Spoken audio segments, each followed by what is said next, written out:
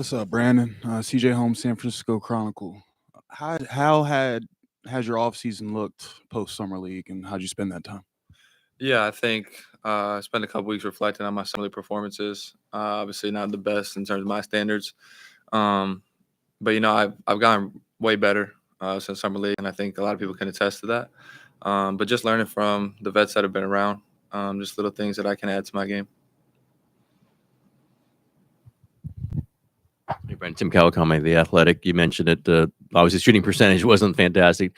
You've thought about, I mean, many people have struggled shooting in their first summer league or any action. Have you just figured out or kind of deduced what was going on there with the shot? Yeah, I figured it out. I mean, I talked to Steph about it, and he kind of shot poorly his first year in summer league too. But I mean, it's just kind of how you bounce back from it. I know I'm a good shooter. I shot 44% from three last year over a course of more games than just summer league. So I know I'll be better, and I'll bounce back from it.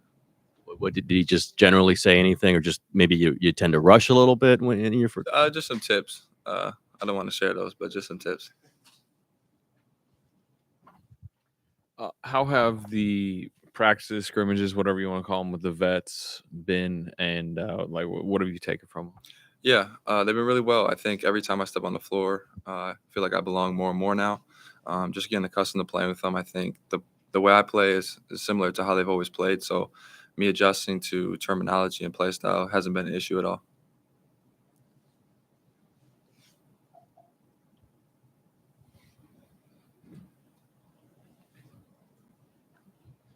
Positionally, how do you kind of view yourself, especially early in your career on this roster?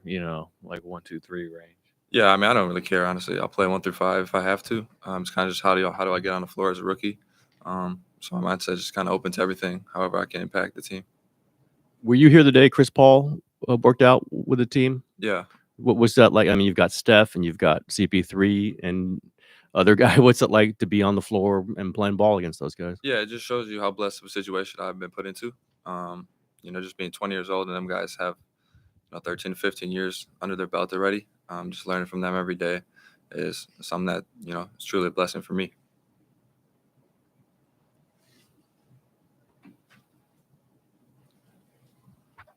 Hey, Brandon, Colin Ward, Henninger, CBS Sports. You seem like a very confident guy.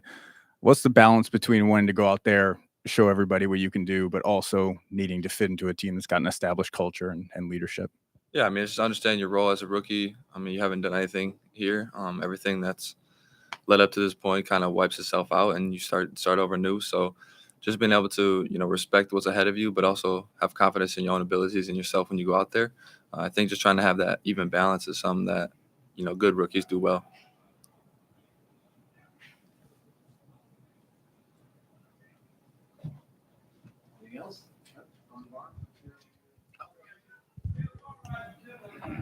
Ron Barr, Sports Byline. When you take a look at Steve Kerr's system, you're a rookie, you come into it. What are the elements that are most challenging for you to get under control and to feel comfortable with? Yeah, I think just knowing my spots and knowing my role. I think, look at Santa Clara last year. My role last year compared to now is, completely opposite. But I think, as a basketball player, that's your job to be able to adapt. And I think Coach Kerr does a great job of letting you know what your role is from the start, so there's no really confusion. So I'm just ready for any challenge that he brings my way. Thank you.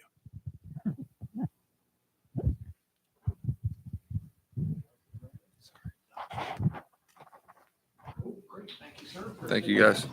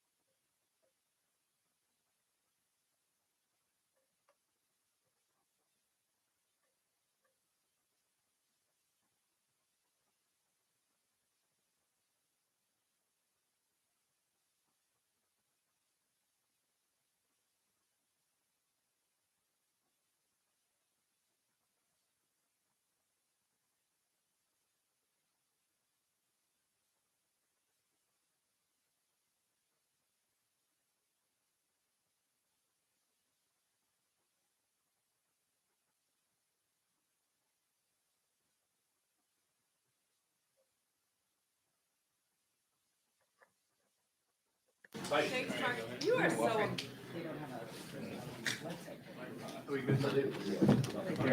Hey, mic check 1, 2, 3, 4, 5, 6, 7, 8, 9, 10, 11, 12.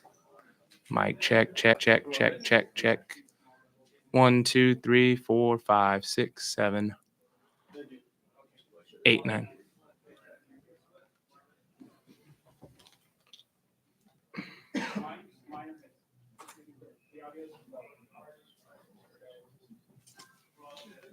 Mic check 1, 2, 3, 4, 5, 6, 7, 8. Mic check. Mic check.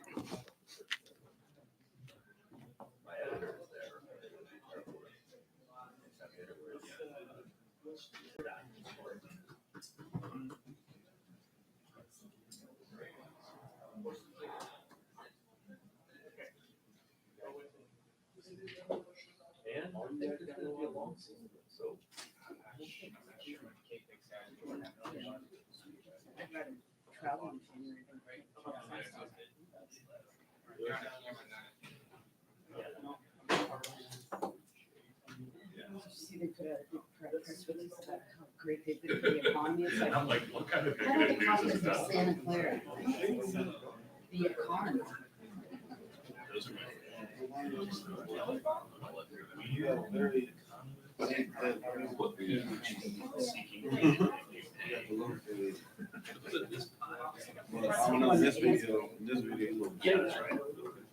For the record. Yeah, do you want it?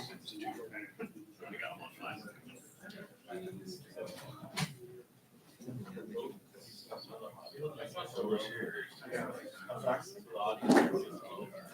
down, that's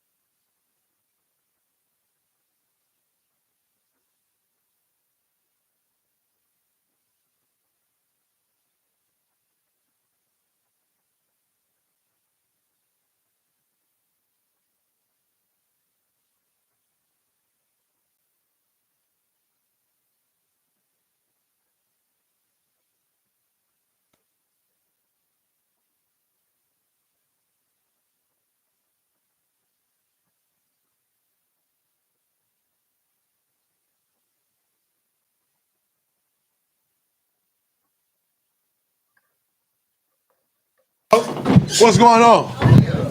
I'm solid. How's everyone? Welcome back to the real world. Life.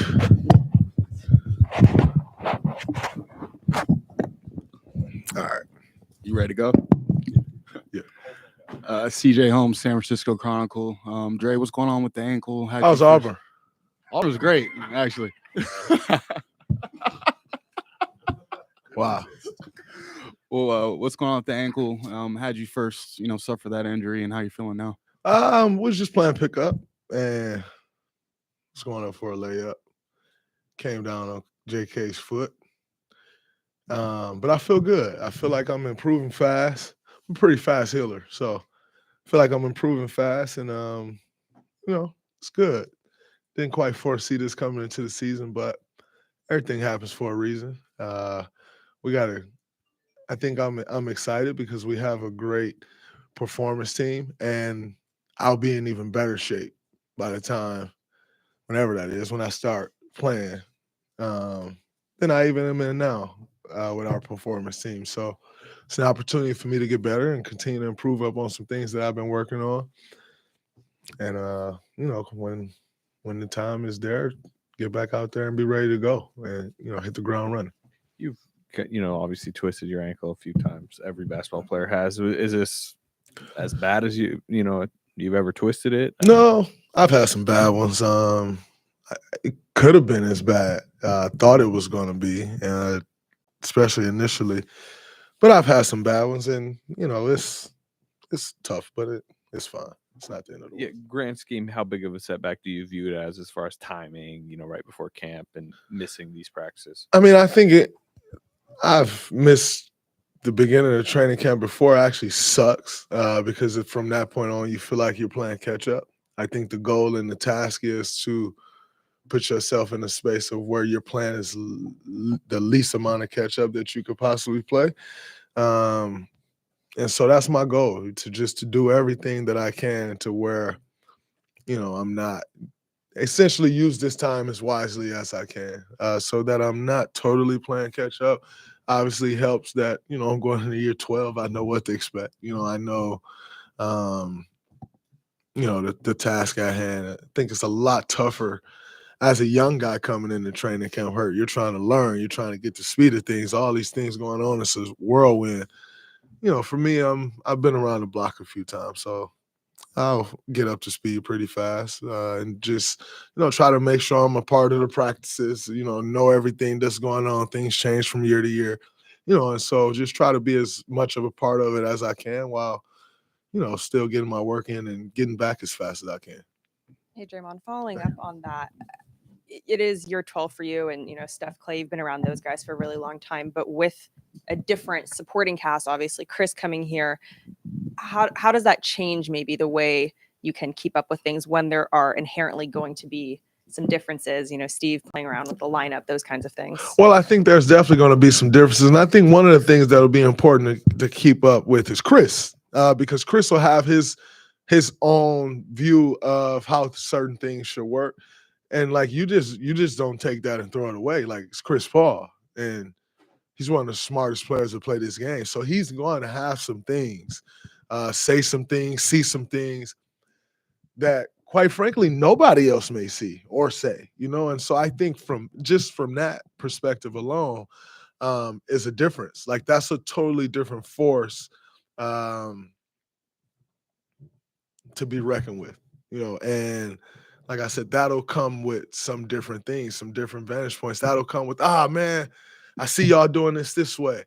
What do y'all think about doing it this way? And then you look at it like, that makes sense. I wouldn't have thought of that. And all of a sudden, something we've been doing this way changes, And so I think just understanding all of those things will be important.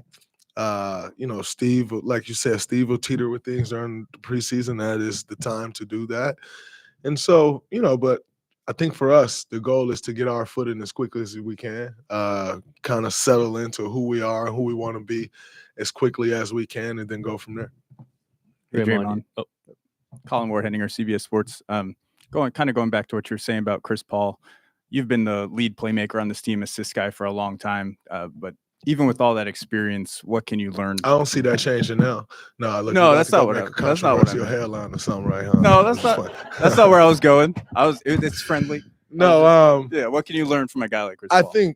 I think number one for me to learn, like anytime you get to learn from a guy like Chris Paul, you're lucky, you know. And so for me, I'm looking forward to the opportunity. I have this saying, I always walk around talking to guys like, I see everything. I'm a point guard, you know, and it's just, it could be us sitting here and I see this thing like I'm a point guard. I see that. But like to actually have a guy like Chris Paul to learn from the experience that he has. When you talk about mastering the point guard position, he mastered that position. He's one of the most incredible playmakers we've seen in this league. It's funny because I was talking with a couple friends, Travis in particular, the other day, and when we were sitting and we were talking with a couple of the young guys, and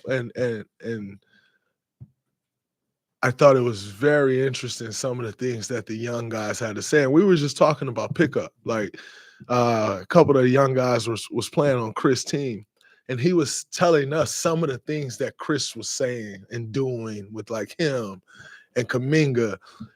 And I was just sitting there, and Travis and I were sitting there looking at each other like, wow. Like, and the first thing Travis said is, wow, I got to teach TJ that. TJ is Travis' son, my nephew. He's like, wow, I got to teach TJ that.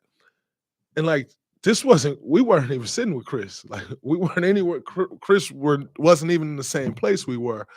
But yet, and still, we're sitting there essentially learning from Chris, you know, and I think that is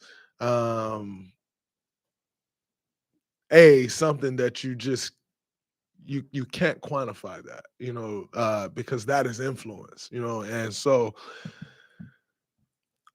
that, like I said, that's without Chris being there. So now imagine Chris there and the things that you get to learn. Because what we learned in that situation, it was from Chris' perspective in a sense, but it wasn't from Chris, you know, and yet you'll have Chris there to learn from. And so, man, I'm extremely excited about the opportunity to learn from him. I think even in, you know, one thing that, you know, when I look at Chris's career, one thing he's been absolutely incredible at is bringing younger guys along. And that's something that I feel like I can be so much better at. So to have someone like that to learn from, I think is pretty incredible. Draymond, given Chris's personality, we know, and everything you've decided his impact on this league, where do you fall on the starting lineup question then? I mean, Chris has said something, we don't know what he's going to say today or what he really feels, and we know Steve has said we're going to see what it looks like. What you had the best starting five in the league last year. Do you think Chris should be in the conversation to kind of break that up a little bit? I mean, you know, you said it. We did have the best starting lineup in the league, so you can't ignore that, you know. And yet you can't ignore Chris Paul as Chris Paul. Like, he is very much so Chris Paul. And so you have to take all of that into account.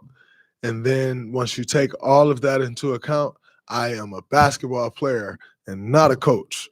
So it's not my job to figure it out. It's not my role. But what I do know is whatever is best for this team is going to happen. And what I do know is in spending time with these guys over the last month and a half and getting together and spending time together, the number one goal from everybody here will be to win.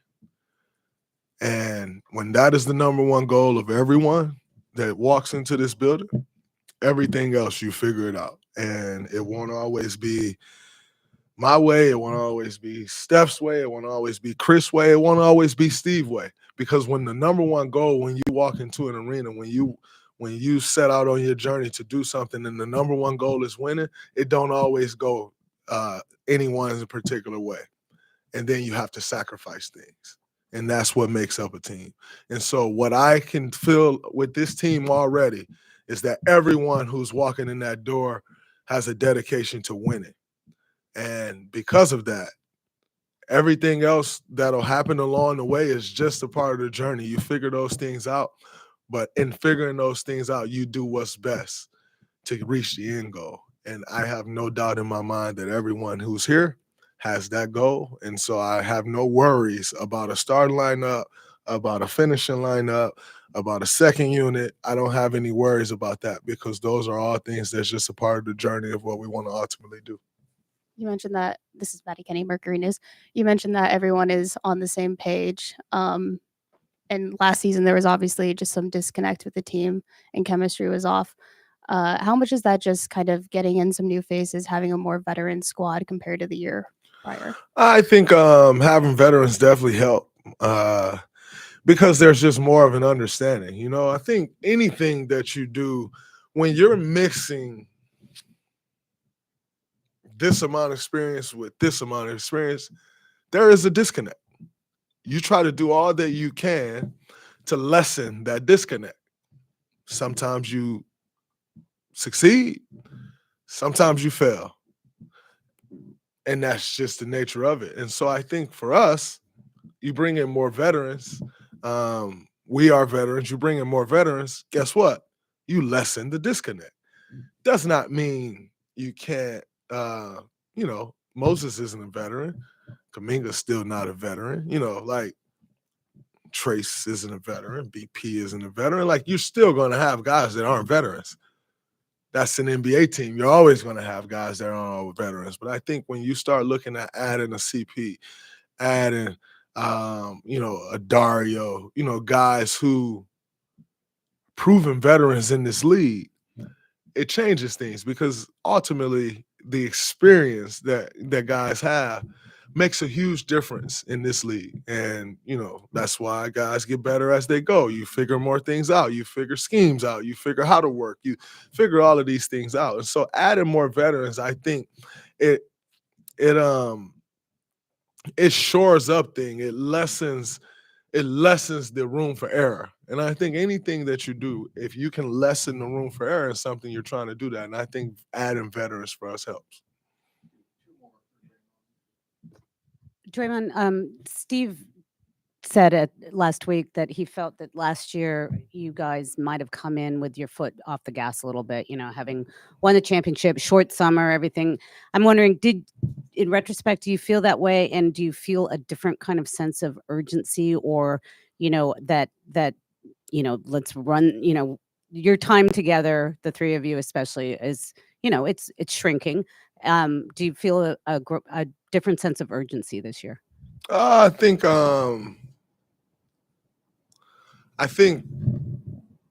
anytime you're coming off a championship, your sense of urgency won't be what it will become when you're not coming off a championship. So I don't even get into the space of trying to compare the two because it's just really not a realistic comparison. As a human being, one of the things that we all fight as human beings when we have success is complacency. And it's a natural thing because you work so hard to reach the mountaintop. And when you reach the mountaintop, you can appreciate that. And the time that you spend appreciating it, it's time that you don't spend getting better. It's just a very natural thing. And anything that you do, if you're not spending that time getting better, you're getting worse. And so when you win a championship and you're spending your time appreciating winning that championship, which we all do, which you should do, by the way, because who's working to get to the mountaintop to only not appreciate it, then what's the point of getting there? And you should never get there again because you didn't even appreciate being there. And so I think for us, we reached the mountaintop a couple of years ago, and you're coming off that. Your foot isn't on the gas. You small things that you may stop. When you're not on the mountaintop, you let slide. You let those things slide. Small issues become big issues. Sometimes you can correct them, sometimes you can't. And I think for us, and being through this so many times now, we understand that. Last year the season did not end how we wanted it to end. You're going to come back naturally even more motivated when that happens. If you're competitors, well, you don't have the success that we've had if you're not competitors. And so I think for us, it's a natural thing for us to come in more focused this year than we came in last year. I don't really necessarily take that as a knock. Like I said, it's human nature. But I do think it's important, and I can see that everyone comes in locked in, ready to get off to a good start. because that will determine how the rest of our year goes. And so everyone's definitely more focused. And, you know, the way I view it is sometimes you have to lose to win. And last year we lost. And I think it's set us up to put us in better position to win this year. You're on record saying that you did not like Chris Paul. How has your perspective on that changed since you've been able to work with him, play with him, if at all? I've had some conversations with him, with Chris over the last couple months that I haven't necessarily had, not only with Chris, but just in my career. Chris, and I've said this before too, on the record, he's one of the smartest guys in this league. When you talk basketball IQ, you know, I've said on record, Chris Paul, LeBron James, Rajon Rondo and Rondo, like I've said that on record a million times. And so, number one, we've had conversations, basketball conversations that I've just been excited to have, because in sitting and speaking with a guy with the IQ level of a Chris Paul, for me, like I can get basketball geeky at times. I love the game of basketball. I think one of my best attributes as a basketball player is my IQ. And so, in speaking to a high IQ guy like Chris, for me, that's everything. Like, that's gold. And we've been able to share in those conversations. We've been able to share in a bunch of conversations. We've been collaborative on things, things that you do with teammates. We've been doing. And in doing that, you start to get to know people outside of just what you're doing as far as basketball goes. And, you know, I've started to get to know Chris better. I didn't know Chris at all outside of competing with him. If you've ever watched Chris compete, he's kind of an asshole. You may say the same thing about me, and that's okay. But he's also one of the most competitive guys that, you know, I've played against over my 11 years in this league. I'm also an extremely competitive guy, and I'm not backing down from anyone. He's not backing down from anyone. That will bring some clashes, and it has brought plenty of them. When you look at the last 7, 8 years in the NBA, Chris Paul is right at the center of all of it. And guess what? So are we, and we weren't on teams. If there wasn't any hate, then everybody get to talking like, oh man, those guys are too friendly, or why are they working out together? This, that, in today's NBA. But then when you have competitors hating each other, then that's like, oh man, they hate each other. Like, how is that even possible? Well, you gotta pick a side. Like, you either want us to be friends and all work out together and everybody accept it, or you want us to hate each other. And in this case, we competed. Like, we're trying to get championships. Chris was trying to get championships. And guess what? When you're competing for that, at the level that we've competed for that sometimes brings hate. Because we're going after the same thing. And that definitely had brought that between us. But look at the runs we were on. Houston was right at the center of that. The Clippers were right at the center of that. And so Phoenix was right at the center of that. So you look at, in the league 11 years, we've been competing on a championship level for 8. He's at the center of 6 of them. Of course, there's going to be some animosity, and there was a lot of it. Now, in saying that, we're adults, we're men, and we have an opportunity to go do something special together. Would never let that go by the wayside. And, you know, and just getting to know Chris and seeing how he operates, seeing how he moves, how he carries himself, how he walks in the gym every day. Like, it makes sense of why he is who he is, why he's had the success that he's had. And I'm growing to know that. I'm learning from that. I don't think you're ever too good or done too much to learn from someone. Chris Paul has been in this league, 18 years? Definitely somebody I can learn from. I'm excited about it. We're growing in more facets than one, and it's been an incredible start to it. And I know, like I said, for both of us, the goal is to win. And I know he want to win, as we all know, And my goal is to do all that I can to make sure and help him win.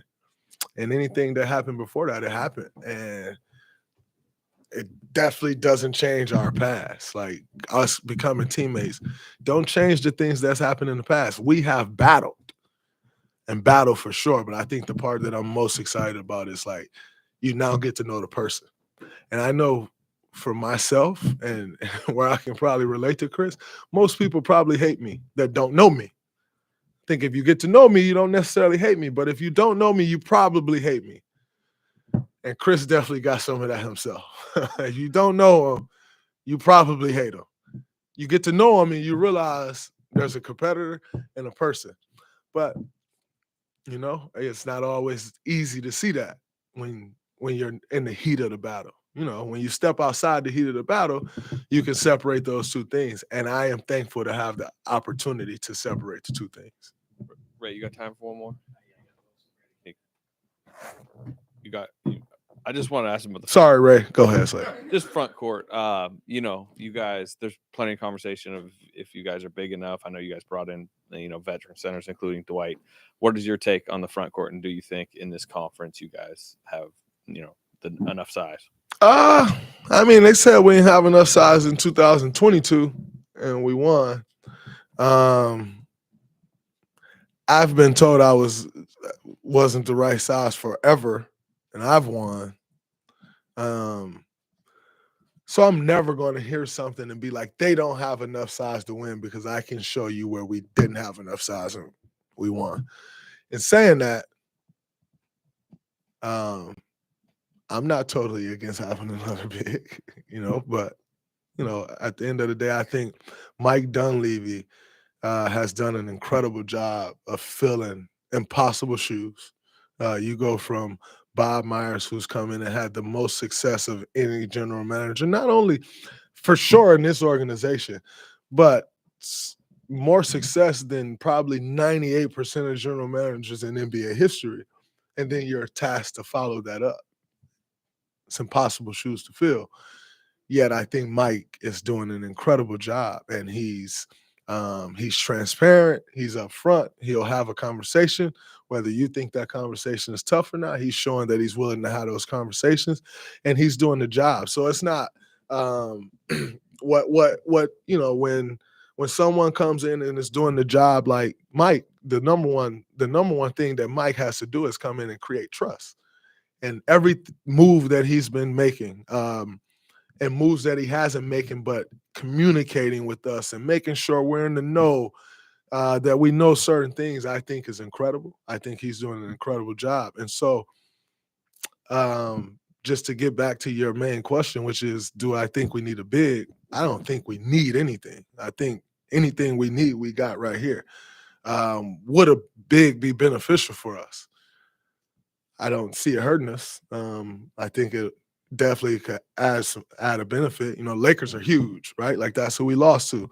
So if you look at someone, you're like, all right, this is who we lost to. Where do we need to improve? Probably need a little more size. Doesn't mean we're necessarily going to lose again if we don't get the size, but it may help. You know, so we'll see where it goes. But Mike's got my support 100%, and I think he's been a pleasure to work with, even in my deal, you know, and going through that with Mike and different things. It was incredible. And so he got my support. And whatever he does, he does. And I'm going to support that. And I'm going to do my job as a player to, if I feel, oh, man, we could have had more size. Well, I can affect that, right? Like, and I ain't talking about us signing. I can affect the outcome. And so I'd rather focus my time on affecting the outcome than focus my time affecting on who comes. That ain't my job. So pause. Y'all have a good one. I'm out.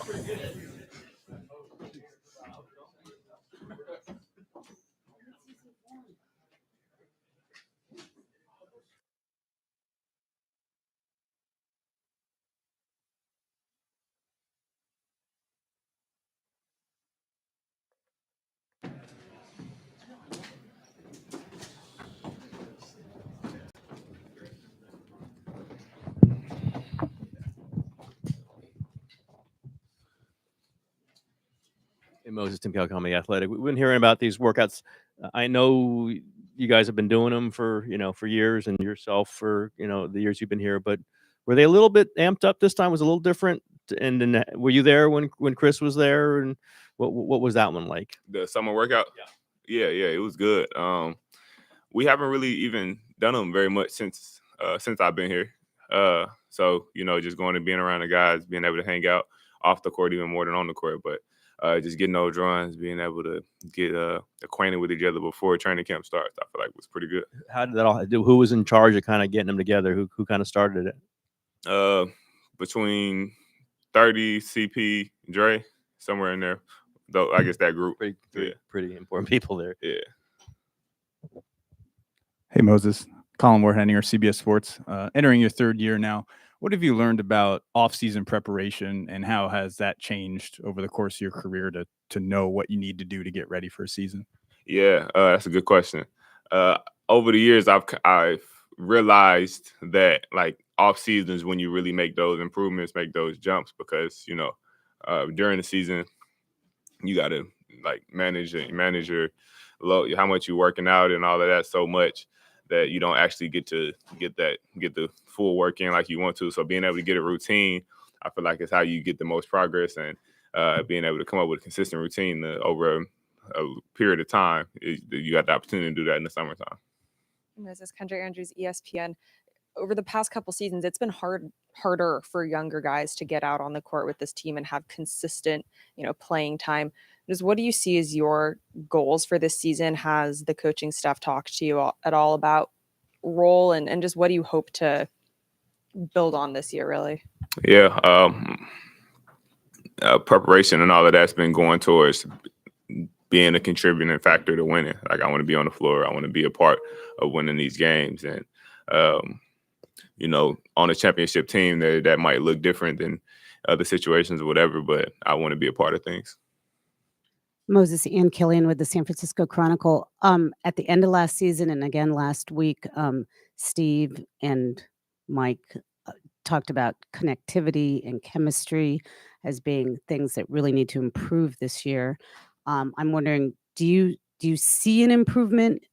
Obviously, today's the first day of camp, but in the workouts together, do you see improved chemistry? And how do players? I mean, it's one thing to say, let's improve our chemistry, but how do you go about actually doing that?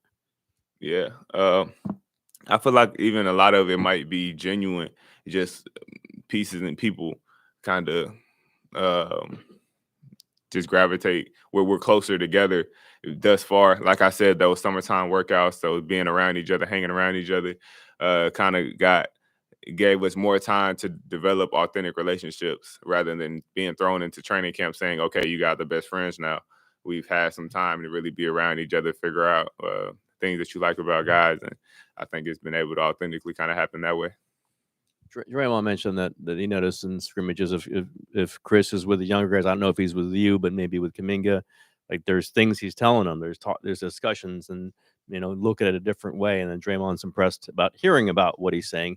Have you had those interactions with Chris? And has he like kind of said, hey, if you do this, I can do that, and we can set you up to do something else? Yeah. He communicates, he talks. So a lot of he's obviously, everybody knows how smart of a basketball player he is, but not only that, he's able to communicate what he's thinking really well. So he might have an idea somewhere you should be, or somewhere a way you should do something on defense, and he's just willing to kind of dish out knowledge and game that he's picked up over the years. How many times was Chris up here for workouts? Like 3, 4, 2, 3? I mean, he's been here a lot. He even came to Vegas and got a run in with the summer league guys. So he's been going a lot. I don't necessarily know exactly how many times, but he's been here. Was it mostly him with the young guys? Teams kind of thing? They are always trying to, whoever's in town, really. So he's, it's most of the young guys are the people that's been in town. So whoever's in town at that time, they'll kind of do teams like that. But I don't know if it's specifically with the young guys. What do you think was the difference for you last year, early in the season when you kind of fell out of the rotation compared to, playoff time? You're back in by the end. That Lakers series, you're playing 25 minutes a night. I feel like, it was a journey. So figuring things out throughout the time that I wasn't playing as much or whatever, just trying to figure out something that works and trying to figure out what I can do to get on the floor. And it was just being able to do that by the end of the year. Moses, Chris Alvarez back here, ABC7. Good to see you. I'm just curious what the best thing you did was this summer. Non-basketball related, the best thing of your summer. Best non-basketball thing of my summer is a pretty tight race between the camp. I started my foundation, Motivate One Foundation. I started that, and we had an event with a camp back home in Little Rock, and also my family trip. We went to Hilton Head, South Carolina. Had a house on the water. Everybody was there. Kids running around. That was a good time. A follow up to that camp. I think that was the one with Klay, right? Yeah. What did it mean for Klay to leave Greece and come to Arkansas to be with you? Yeah. It was cool. He told me he was going to do it in the playoffs, and I thought he was just talking, but he stood on it. He came to Little Rock, Arkansas, and not only did he show up, but he showed out. He was running around with the kids, lifting them up. They had shooting paper airplanes everywhere and everything. It was cool.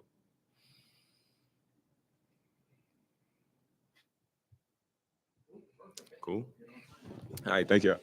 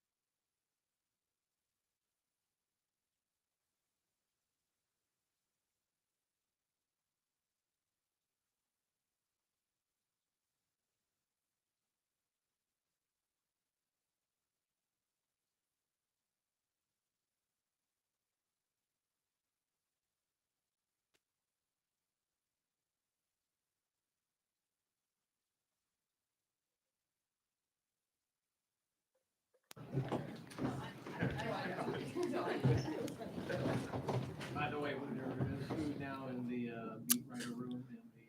Hey, I'm good. Right. See you too. Nice suit. JK. Monty Pool, NBC Sports Bay Area. When you look at this past summer, you guys had a pretty long summer compared to the short summer you had the year before. Mm-hmm. What were the things you wanted to get accomplished this summer, and how well did you think you did those things? I would say just going through that summer, I got to really focus on myself and working on things that teams want me to do and what teams want me to add on it, and just more of trying to be a full, complete player. And it's not going to happen just one night, but just putting work in every single day going to help me and establish or help me to get where I want to go. How do you just generally feel about the opportunity in year 3 and the role that you expect to have? Oh, I'm definitely coming back confident. Whatever happen, anything happen, I'm already prepared for anything. So I feel confident about going to my 3rd year. Jonathan Connor Letourneau, San Francisco Chronicle. What do you view as kind of your natural position? Do you see yourself as a power forward, small forward? Do you have any thoughts on that? I don't have any thoughts on none of that. And you know how we play. It could be 6'2", it could be 7'2".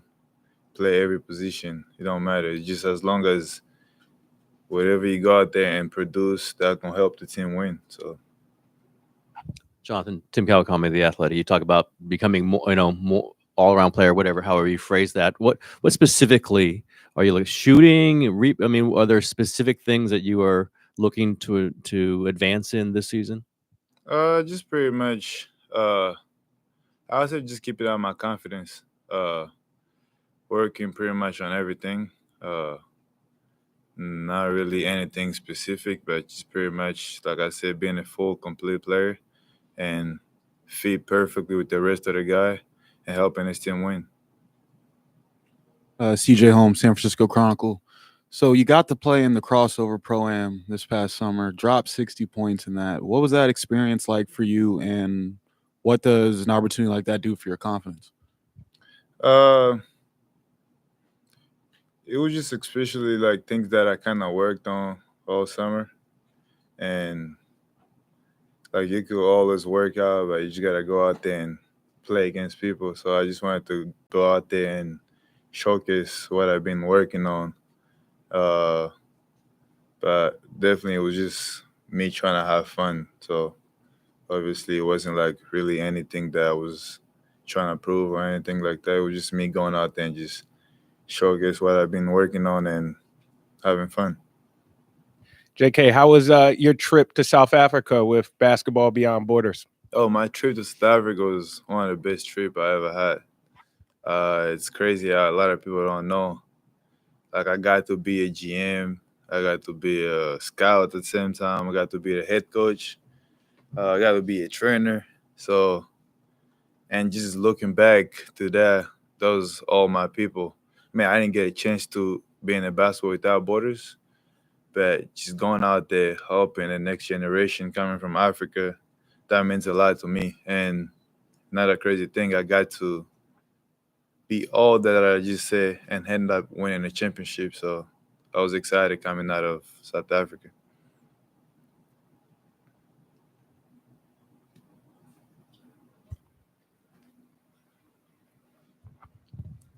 How much did you know about Chris Paul before he came to your team, and what do you think he can do? Because Chris has a reputation of being able to really help young guys that and get buckets and just advance their games and make them better. I mean, obviously, we all knew Chris Paul was one of the best point guards to ever touch a basketball. And growing up watching Chris Paul play, I actually get to play against him, and now we get to play again on the same team. And I'm just looking forward to get better every single day, to learn more because he's been around this game for a very long time. So I can't wait to get going. JK, Chris Albers from ABC7. Good to see you. I'm wondering what you miss the most about being in an NBA game when you're in the summer and the offseason. Like, what gets you geared up when you get back out on the court? I definitely miss the fans.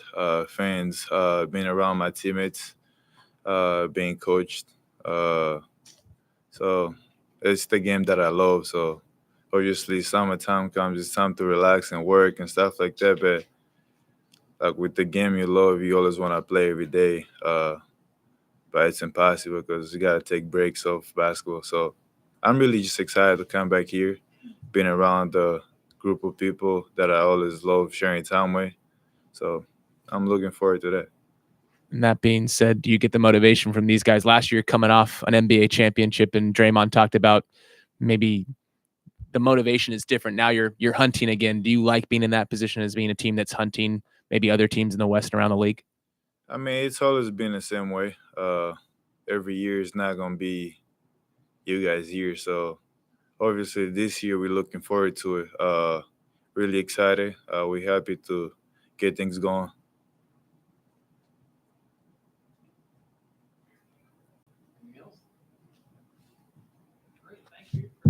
Yes, sir.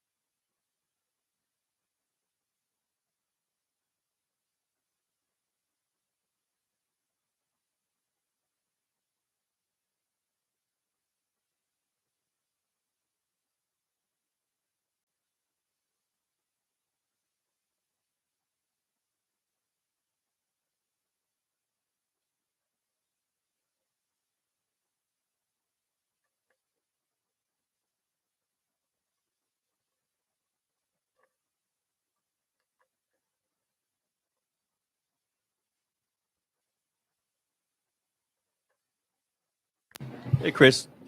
Tim Kawakami, The Athletic. We've heard about these workouts and how you helped. Like you were kind of insistent on getting up here. What was that like? Why did you want to go through this? And what were those workouts like? First of all, how you doing? I'm sorry. Say that one more time. What's the question? Just the off-season workouts that we've heard about with you coming up here and get Steph there and the young guys. Just like why did you think they were important and what did you get out of them? Believe it or not, it's not my first time being traded on another team. So it's part of it. With anything, if you change jobs or anything, going to a new environment, you want to be around the guys. It's the only way you get a chance to know each other. And so it was cool. We got a chance to hoop, spend time together, and we still got a lot of work to do. But I hate it for anybody who show up to media day and say what up for the first time and not know nobody. I make it tough on you. CJ Holmes, San Francisco Chronicle. Hope you're doing well, Chris. You too. So, back during Summer League, you held the Warriors jersey in your hand. You said you never thought you'd see the day. Now that you've going through media day, actually got the uniform on, have had workouts this summer with your new teammates. How's this transition been for you, coming to this organization? It's going. It's going. It's been going really well. First time I actually put the uniform on was for my new State Farm commercials. But it's a transition with anything, just even media day when you saying Dub Nation here and there. Has not been a sound I didn't like to hear for the past, I don't know how many years, but I think getting here, seriously communicating with Raymond, getting to know E and all the different people that work here with the team, it makes it a lot more personable. You know what I mean? So it's not like I'm just walking past Raymond before the games or whatnot, just sort of side-eyeing each other. You get to know everybody here on a more personal experience, and I think that's been really cool. Yeah, Anthony Sater with The Athletic. How are you? Yep. You obviously, I assume, probably know that the starting lineup question is coming. No. What is, I guess you're just, how much does that matter to you? For me, I actually had an opportunity in 2008 to come off the bench for the Olympic team. You know what I mean? And that went pretty well. And I think anybody who knows me knows that I'm all about winning. You know what I mean? Whatever I can do to help our team win. So I know coaching us, we're going to talk about it and see what it looks like. We've been hooping all summer, and I think, for the season, it's going to be whatever to help our team win. And I think I've at least tried to show or proven that my entire career. So, yeah. Chris Dalton Johnson with NBC Sports Bay Area. Steve and Mike have made it so clear what a big signing Dario Saric was. You guys have history together. Why is he so important to this team, and why is he such a good combination with you as well? And Dario, just a great dude, great teammate. He was a big part of our Phoenix team until he got injured. And I think we got a lot of guys on our team who sort of play with a chip on their shoulder or something to prove. And Dario when I knew I was coming here and I talked to Mike about the opportunity to play with Dario here, some guys just fit a team really well. And I think with the way that we want to play, Dario fits that. Yes, Kendra Andrews, ESPN. It's good to see you. You were just speaking a little bit ago about how you never thought this day, you have to say go Warriors, all these things. When Draymond was in here, he spoke for about 5 minutes on just the evolution of your guys' relationship. So from your perspective and point of view, how do you describe the evolution of your relationship with Draymond and Steph, Klay, Steve, all these guys here? I mean, it's been a lot. Even with Dre, we been the craziest competitors against each other for a long time. And there's a lot of things said here and there. I tend to deal with things a lot more privately, so we talked, went to lunch, had a great conversation, all these different things. But also with all the different guys, Steph, Klay. I mean, I told you Klay and guarded me for years. We was playing pickup the other day and he guarded me and I looked at, I said, we don't do this no more.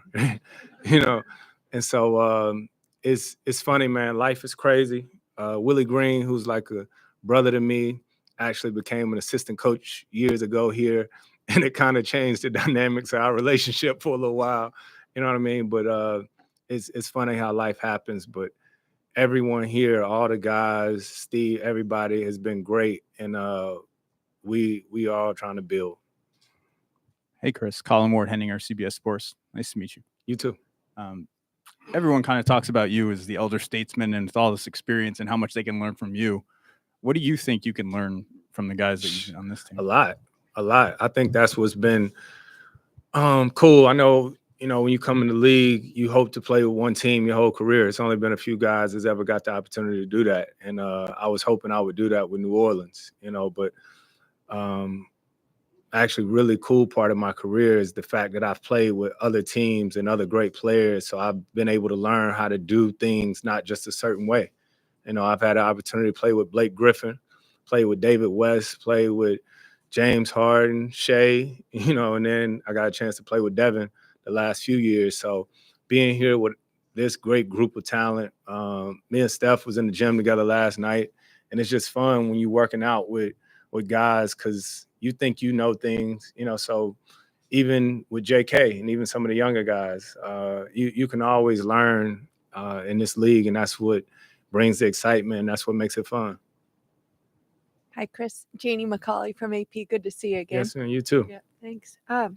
Along those lines, I mean, the Warriors have been in your path in recent seasons. You sure? But what have been your observations about how this group operated? And when guys went down, whether it was Draymond or Steph or Klay for a couple of years, what they were able to do, and sort of your observations from the outside looking in and now being part of it. It's funny, even though it's 30 teams in this league is pretty small. So just the way this league works, you always know somebody in the locker room, a coach, someone close to every organization in the league, especially if you've been around as long as I have. But you never know until you get inside, and you get inside that locker room and you see what it's like. And, you come around and you see the different people that help on a daily basis, and you get to know the guys and you understand why they won, and everybody plays a role. It's funny. Dre is always sort of this villain. He was damn sure one when I was on another team, but you get a chance to be around the team and you see what he means to this team, what he means to this organization, and everybody, plays their part. And that's why team sports and teams works, because, got a friend of mine, Killer Mike, who always says, when everybody does a little, no one has to do a lot. And, that's what I hope to bring to this team. Hi, Chris. Joe Fonzie from KTVU. In addition to Draymond talking about the high-profile matchups that you guys have had that were so competitive, he also said that you're a big influence on the younger players. Is that something that you consciously do? And if so, how can you help them with your years of experience? It's not like I come in here and say, yo, what the young guys doing every day? It's just, I mean, from my life, I've always been vertically challenged. So I've never been a power forward or a center, right? I've always played point guard, or in football, I was a quarterback, or, I was the union president and all this stuff. So you understand, like with leadership, you got to bring everybody along, and so in order for our team to be good, it can't be the vets over here and the young guys over there. It takes a team. And so we all have our strengths. We all have our weaknesses. So I think one of my strengths has always been to at least try. I ain't always perfect, but I at least try to make sure I bring people together. Hey, Chris. Ann Killian with the San Francisco Chronicle. My question is along those same lines. At the end of last season, when it ended the way they didn't want it to, and at the beginning of this season, there's been a lot of talk about chemistry and connectivity between the players. I'm wondering, as someone coming in from the outside, did it look wrong to you, the chemistry with this team? And yeah, I'm gonna be honest with you. No, not to cut you off, but I don't listen to what nobody say on the outside or what it was supposed to be. I can only go by my experience. Yeah. So it ain't like I came in like searching for what's this, what's that. It's people, so I can never go by what was said, this, that, and the third. Well, I'm like Steve said it. But I'm just wondering, is it something that you emphasize? Like, how do you do that as a leader? How do you bring people together? I didn't know Steve said, you know what I'm saying? What I'm telling you is I can only go by my experience. And I think the biggest thing that's helped me with leadership over years is experience, right? So different situations that I've been in, they don't always go perfect, but I know I try. And the biggest thing that you can do with anybody is to spend time with them, you know, real time with them. And so that's that. Chris Paul, Monty Poole, NBC Sports Bay Area. Welcome to the Bay. Yes, sir. Thank you. Draymond was up here a minute ago, and he was basically saying that, yeah, you know, people look at me from the outside, and they probably know, they look at me and think I'm an a-hole.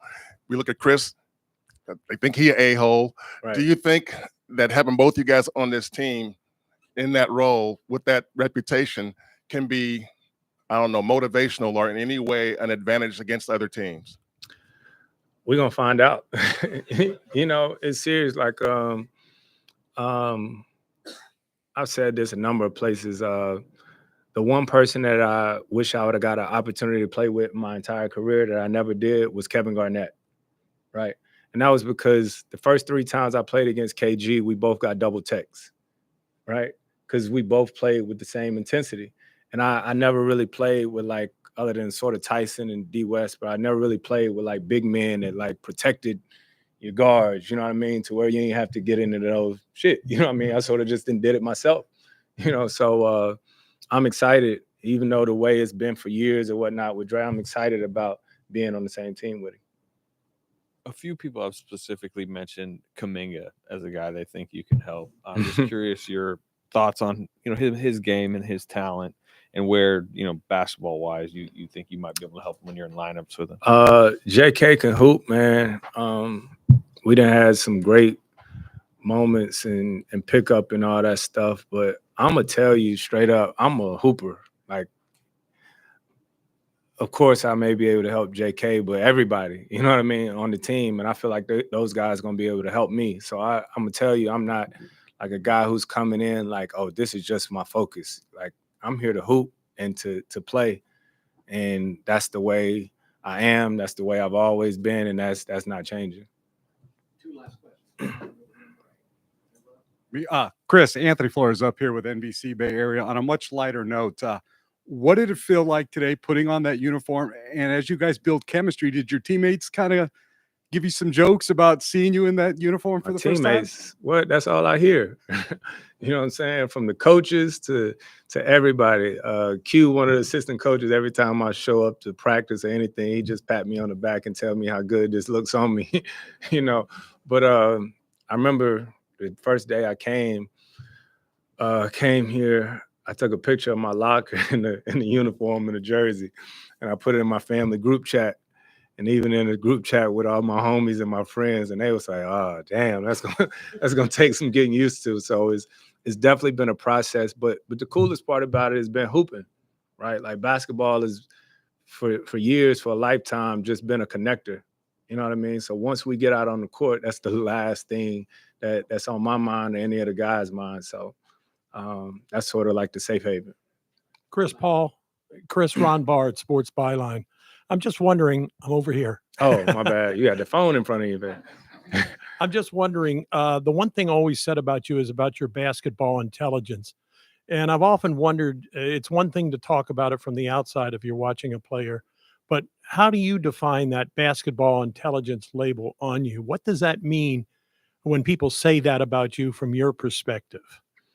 Probably just mean I ain't that athletic. You know what I mean? I have to use that to get by. But no, it just, I mean, I love this game, right? I study this game a lot. I watch games all day, every day, and it's an art to it. It's a way I express myself.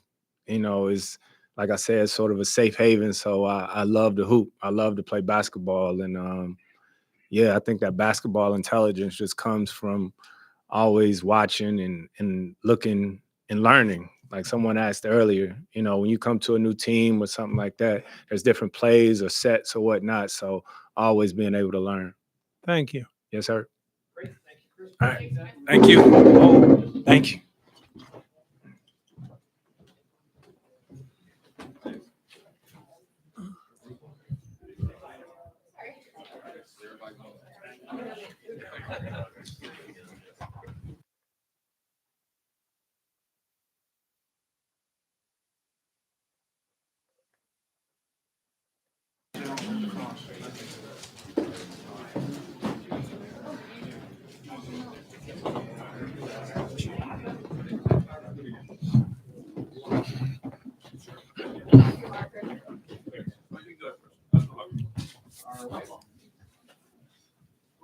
Rudy, over to your right.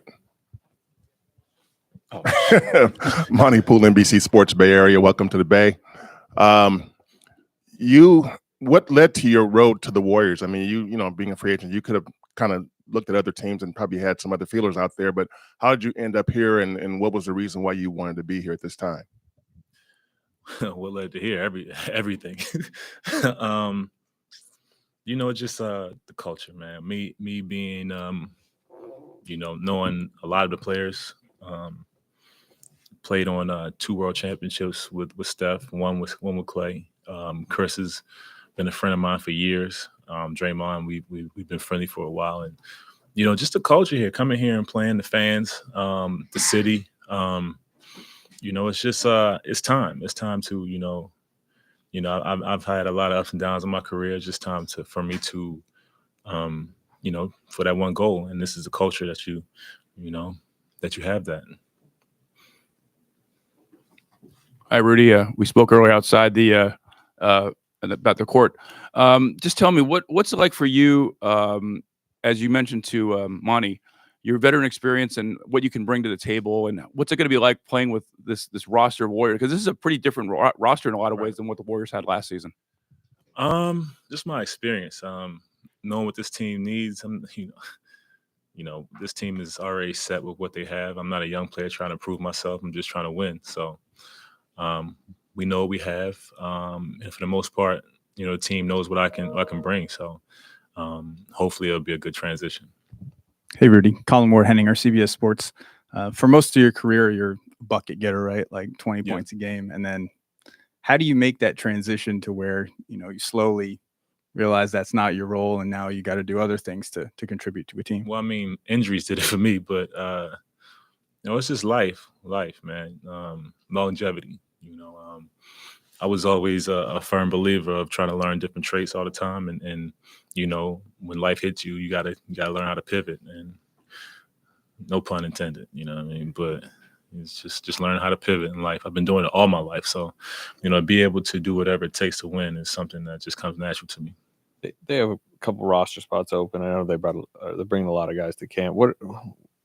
What's your understanding of just kind of what the situation is for you entering camp? And well, I mean, what to expect? I don't expect anything. You know, I'm just go out there and you know, prove that I can still go. This is year 18, so I mean, I've pretty much seen everything. Been a part of a lot, but this is a good opportunity for me. I'm excited, so you know, just I'm motivated and I'm ready to go. I'm trying to win.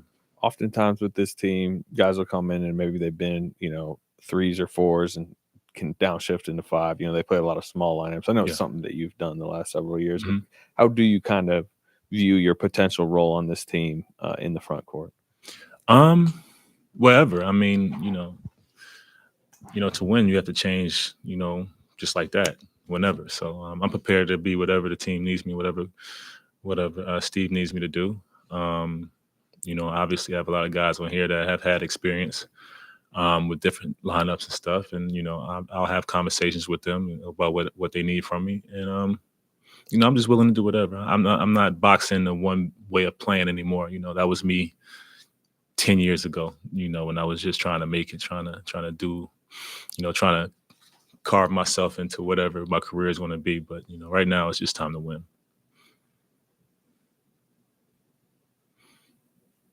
Anything else? Cool. Thank you. Yeah. Thank you.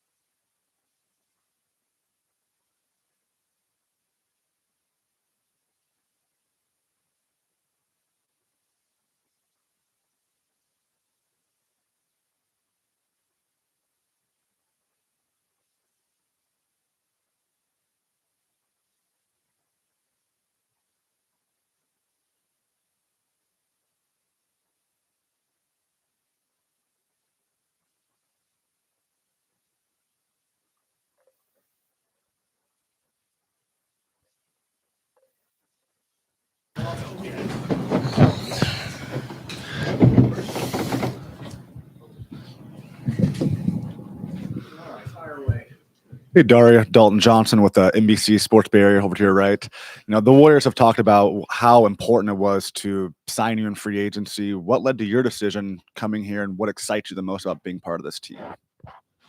What excites me to be part of the team of, obviously, this is the team who won like 4 championships in last couple years. Obviously, have like one of the greatest player ever, one of the greatest system ever, one of the greatest coach ever. So it's kind of like, for me, it was kind of easy decision. Obviously I didn't sign in the first second of the how you say on when the free agency. So I didn't sign it right away, but it was always in my mind.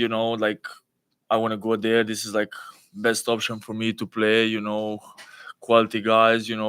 High level IQ players who knows how to win. Obviously, I came here like 10 days ago and I see like what he's been playing for the team who knows how to win, and even the guys who are coming kind of on the side or for training camp, you can see like how they fit in. They fit in the system. Is not like figuring out. Is like everybody kind of knows what they're doing, and just glad and happy to be here. It's just like really happy to be here. And how excited are you to be teammates with Chris Paul again?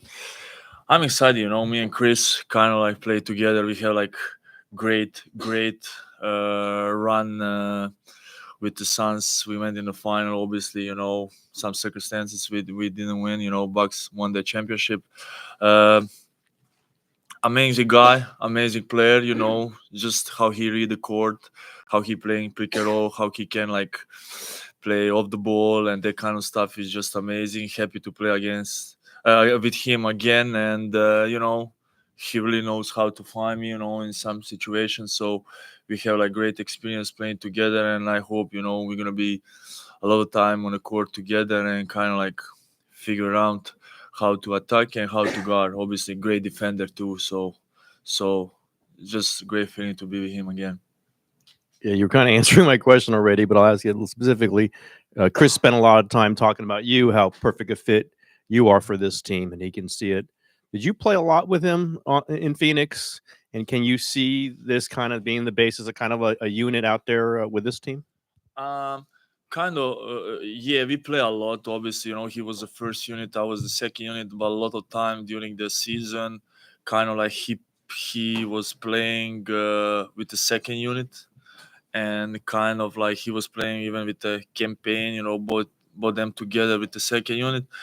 So, what was your question? Did you see that kind of being a nice foundation for a unit? Yeah, from the that's going to Warriors? be a nice foundation for unit. Obviously, there was like more specifically like more pick and roll, let's say 2-on-2 game, and try to find the shooters on the side. But I think here is like different. You have like 5 guys who are on the court who are dangerous in every moment, who are capable to score in every moment. That's the system. So, and trying to figure out from there is just like hard to guard. And obviously, when you have like Chris, who have like IQ, he can play the pick and roll, is just like, I think, great addition for this team of Warriors. And they have like option play system, but they can play pick and roll too. You know what I mean? They have like great guy who can find the guys open. Were you playing pick and roll with him? Were you?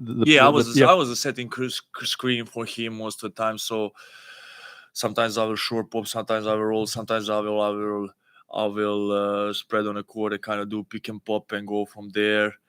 Or like last year we started playing together, but I was more playing 4, so I was like more playing off the ball, and I was kind of like reading him, how he was like playing pick and roll and try to make a cut or try to make like a little bit slide to be open for him to find me and get the open shot or play from that. But first, my year when we went the final, I was playing like more 5, more being like in pick and roll situation with him. You've been on a few different teams. Just what are some of your first impressions on the vibe that you're getting from the Warriors? I think you can see. Well, it's just like vibe and energy is different because you can kind of feel it. The team already did something. They already won the championship multiple times, so they have kind of experience. They have like kind of that peace, and still proud. You know how they're doing things. It's not the. Sometimes you come in the teams and especially on a training camp when it's everything kind of like wild. You know, everybody kind of wanna prove themselves, but here is like kind of like everything's kind of knows like the way, you know what I mean? Like everybody need to find a way how to fit in that kind of like system of what they want. You know what I mean? Like it's not like somebody need to prove something.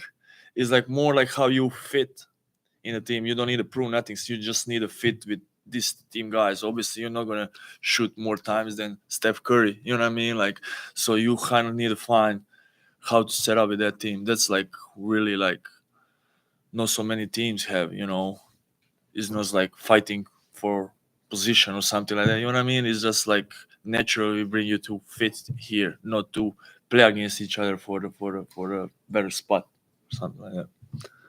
How you doing, Dario? CJ Holmes, San Francisco Chronicle. Did you want to be a part of this franchise as much as fans seemingly want you to be?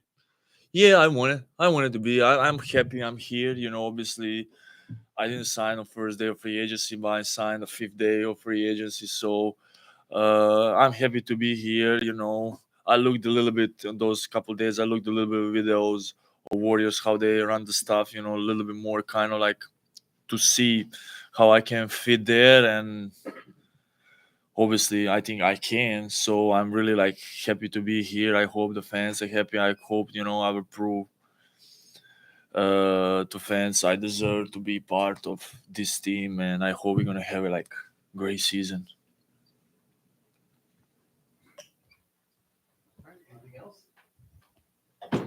Yeah. All right, cool. Thank you. Appreciate that, Darren. We'll have Corey Joseph here next.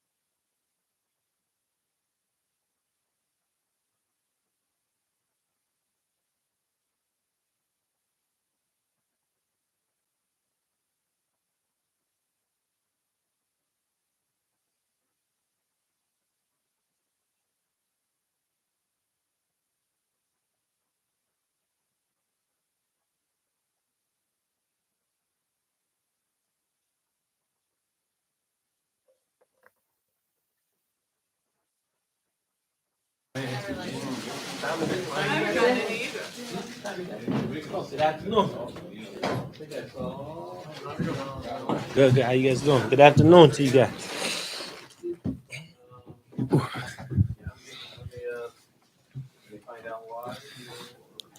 We heard you had a back injury. That was in a scrimmage. Yeah. Just kind of hurt it a little bit in the scrimmage. Yeah.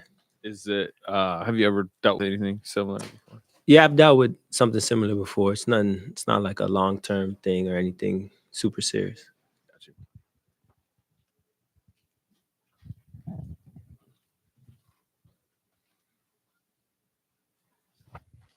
Hey, Corey. Colin Moore, Henninger, CBS Sports. When people come into this organization, they usually talk about the culture and the championships and everything. But you've been in this league a long time. How do you think you can bring leadership, culture, et cetera, to this team? Yeah, I've been kind of, experienced both sides of it. I feel like, when I started my career in San Antonio, we had a similar culture that people talked about and whatnot. And then, I've been more so on the rebuilding or side of things too. So I think, this group has kind of, been together for a while, and I could kind of bring that different aspects in terms of, what other organizations are kind of doing or how things are being viewed on the opposite side. Because sometimes when you, with somebody for a long, period of time, even if you're doing things, right and, at the top of your game, you still get, curious to how things are on the other side. And, just with me, I feel like I'm a winner ultimately, and try to do anything it takes to win and contribute to that.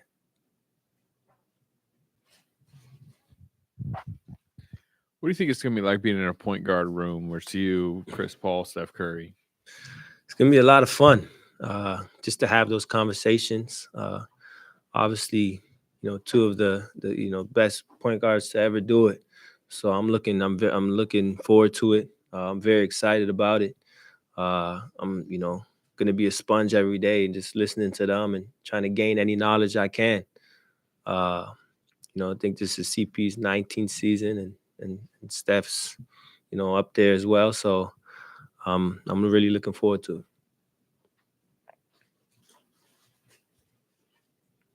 Perfect. This is awesome. Amazing. All right. Thank you, guys.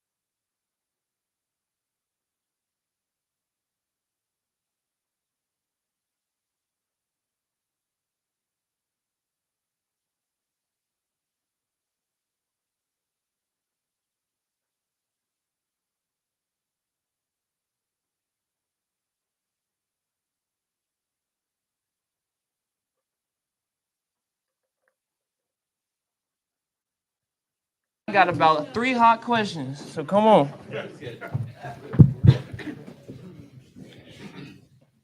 Don't ask no crazy questions. No, I'm looking at one person.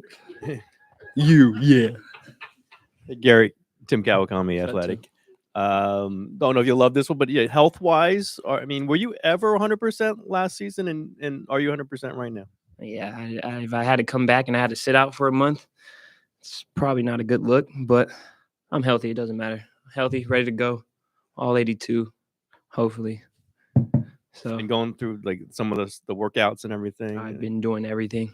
Fresh, clean summer. Traveling, playing basketball. No problems, no issues. Ready to go. Ready to go. Excited. See, look at that.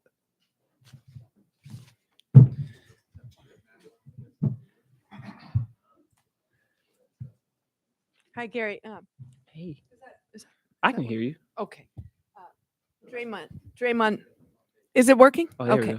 Draymond was in here and Chris Paul both, and just kind of talking about their history and battles and not liking each other. And have you observed any of this yet? And these two, can you imagine the fire and the veterans on this team now with the addition of Chris? Yeah, it's gonna be wonderful. We don't got to worry about Chris on the other side, bothering us with his antics, and Draymond bothering him, so they can bother other guys now. So I'm glad they're on my side and excited to get on the court with them, cause havoc.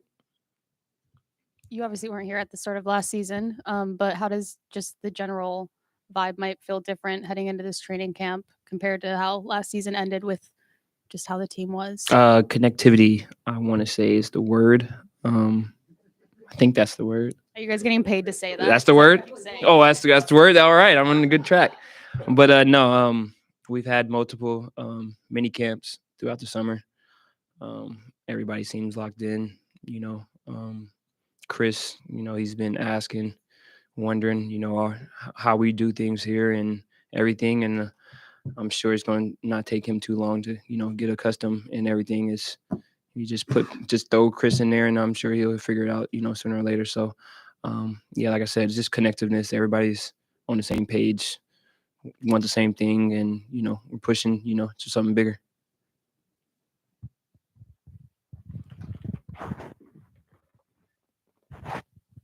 Oh, hi Gary, Chris Alvers from What's up, ABC7. Chris? How was your summer? It was great. Yeah. How was yours?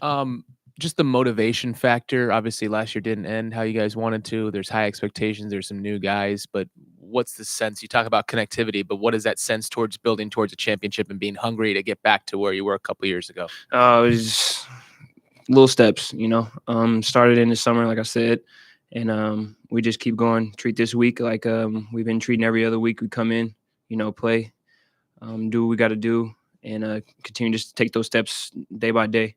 We're gonna go through some ups and downs, of course, like every team, but when we need to, flip that switch and lock in and really take those steps to to play our highest peak at the right time. I think it's going to come. We have too many vets, to let that slip away. So I think once again we just follow our vets, and everything's going to be all right. How good does that Warriors jersey look on Chris Paul? Oh, I thought you was about to say on me, but yours looks. Yeah, yours looks we both look good in these threads, but it's a little different. Get a little second to get used to, but I'm sure on Saturday it'll sink in. Hey Gary, Colin Warhenninger, CBS Sports. You see a lot of guys on Instagram with their summer workouts. They're shooting, they're doing drills. It's easy to see offensive progression, but what do you do to work on defense over the summer in terms of your workouts? Guard a lot of guys, 1-on-1, and go find pickups, anywhere, outside, inside. Just get a different feel for different types of players. So that's pretty much just got to go outside and play basketball, basically. Hi, I'm Ashana from Academy of Art. I hope you're well, by the way. I'm great. My You? question is, what kind of work do you have to put in during the season to maintain the high level that you have? It's really maintaining your body. Taking care of your body. After practice, after games, before practice, before games. Make sure you're taking everything that you need to do to get your body back to that full strength and health that you need the next day. Get your sleep, nutrition. A lot of things go behind it. It's every day task. So just got to be disciplined, but continue to take care of your body, and it'll come back for you. Hey, Gary, you talk about the importance of pickup. How important do you think it was for Klay to get a lot of pickup in this offseason? After last offseason, he talked about he wasn't able to do that as much. Where do you see him at right now mentally? Mentally, great. I mean, Clay's in a great spot. Captain Klay. He's on the water a lot and he's on the court. So I think that's the two things he loves the most. And it's great to see him. 100%. He looks 100% to me. Mental looks like he's in a great place. Just happy and ready to go. Excited about this year. And like you said, he's been playing all summer. So I'm glad that he got back to that and doing what he loves every day, and not having to worry about this or that, but just have a clear mind. Physically, how would you compare how you felt like right when you got back last year, maybe like Lakers series end of last season to now? Ready to play 82 right now. I only played 15, so that's kind of night and day. Gary, there was some video recently of Steph training on some sand dunes in Dubai, last week. Curious maybe what your craziest workout you've ever done is, and how Steph sets the tone with, we all know his greatness, but he's doing anything he can to get back to the mountaintop. Yeah. It's kind of hard to beat that sand dunes in Dubai, but yeah, anything that can, get you a little edge or get you a competitive, advantage. But 30 comes up with, I know he has his team and they come up with all these things to get your bodies right, certain things to work on, what he needs to work on. But I've definitely done some sand dunes in my time, maybe in it's like California or something. But yeah, same thing, hills. Anything that can, get a little bit more speed, a little bit more strength, a little bit more agility. And I know he's going to go to the wall and be ready. So it just gives everybody else, motivation to, be ready to have his back. What's going on, Gary? What's up, bud? As Dalton behind me reported earlier in the summer, you didn't waste any time switching back to number 0 once Dante signed with the Knicks. What is the significance behind that number for you? It's just me. I came here with it, did some cool things with it. So might as well go back to it and hopefully it can rewind itself. You guys are great. Have a great day. Thanks, Gary. Thank you, sir. Appreciate that.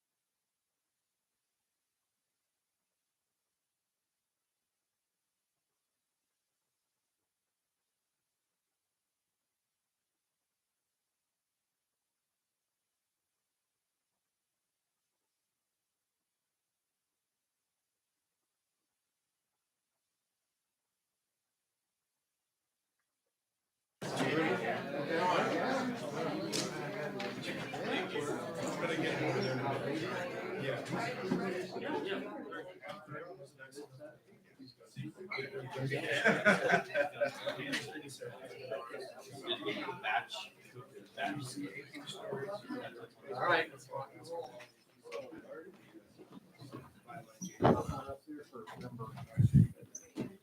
No, don't say that too loud, Raymond.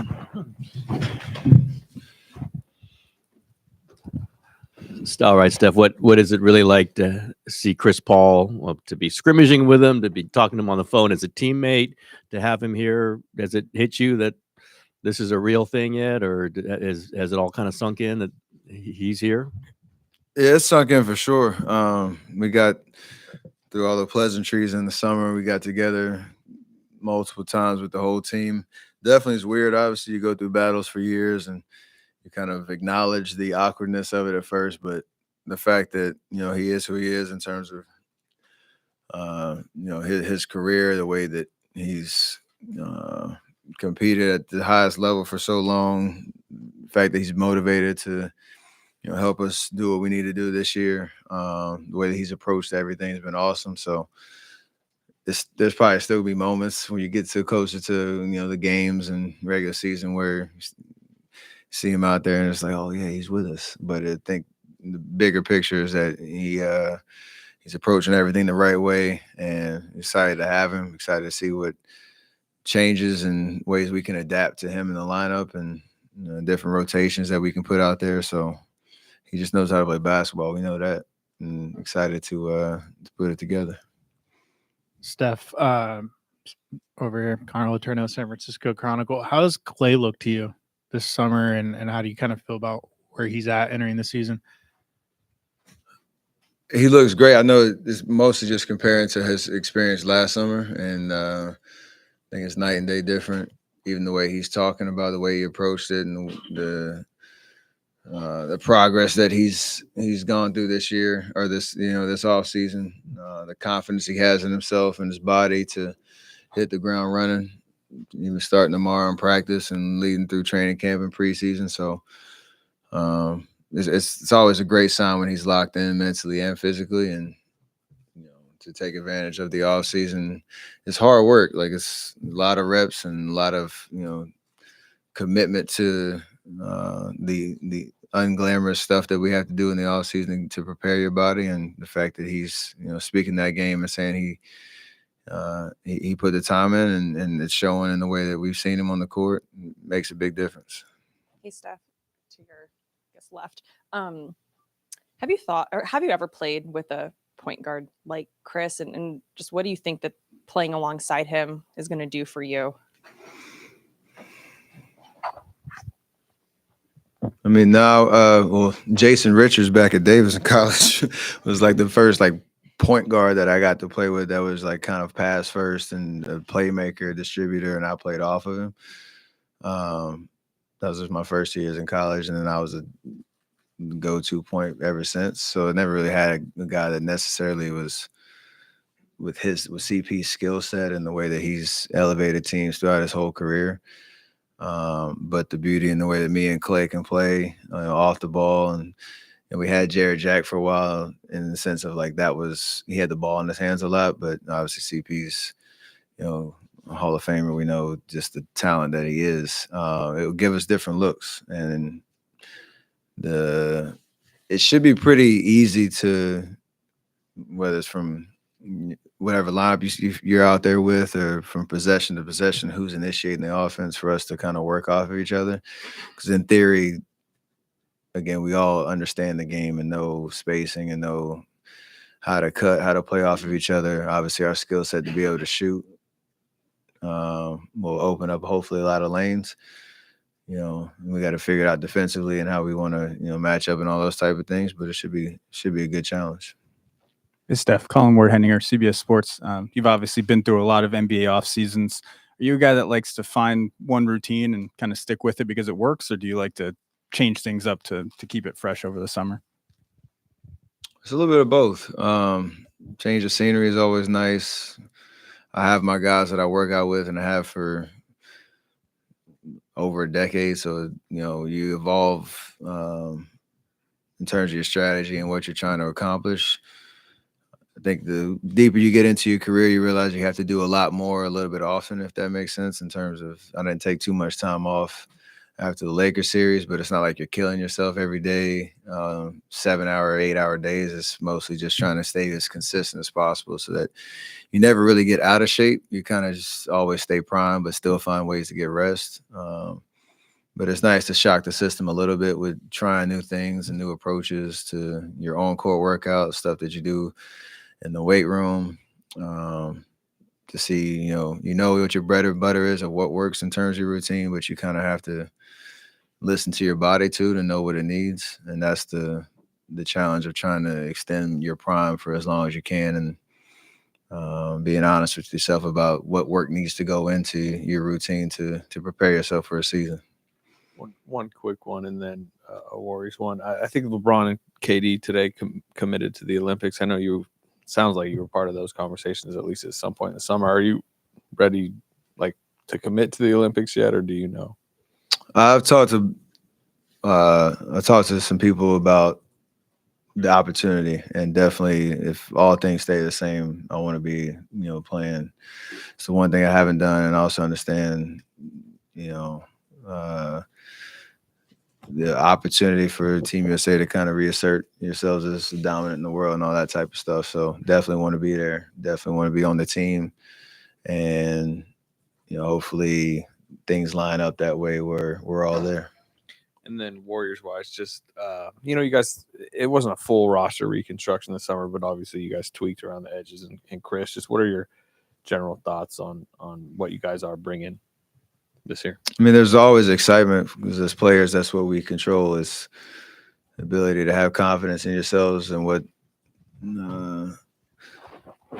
who's in the locker room and what we all bring, and the fact that we all can complement each other. And that confidence, I think, goes a long way.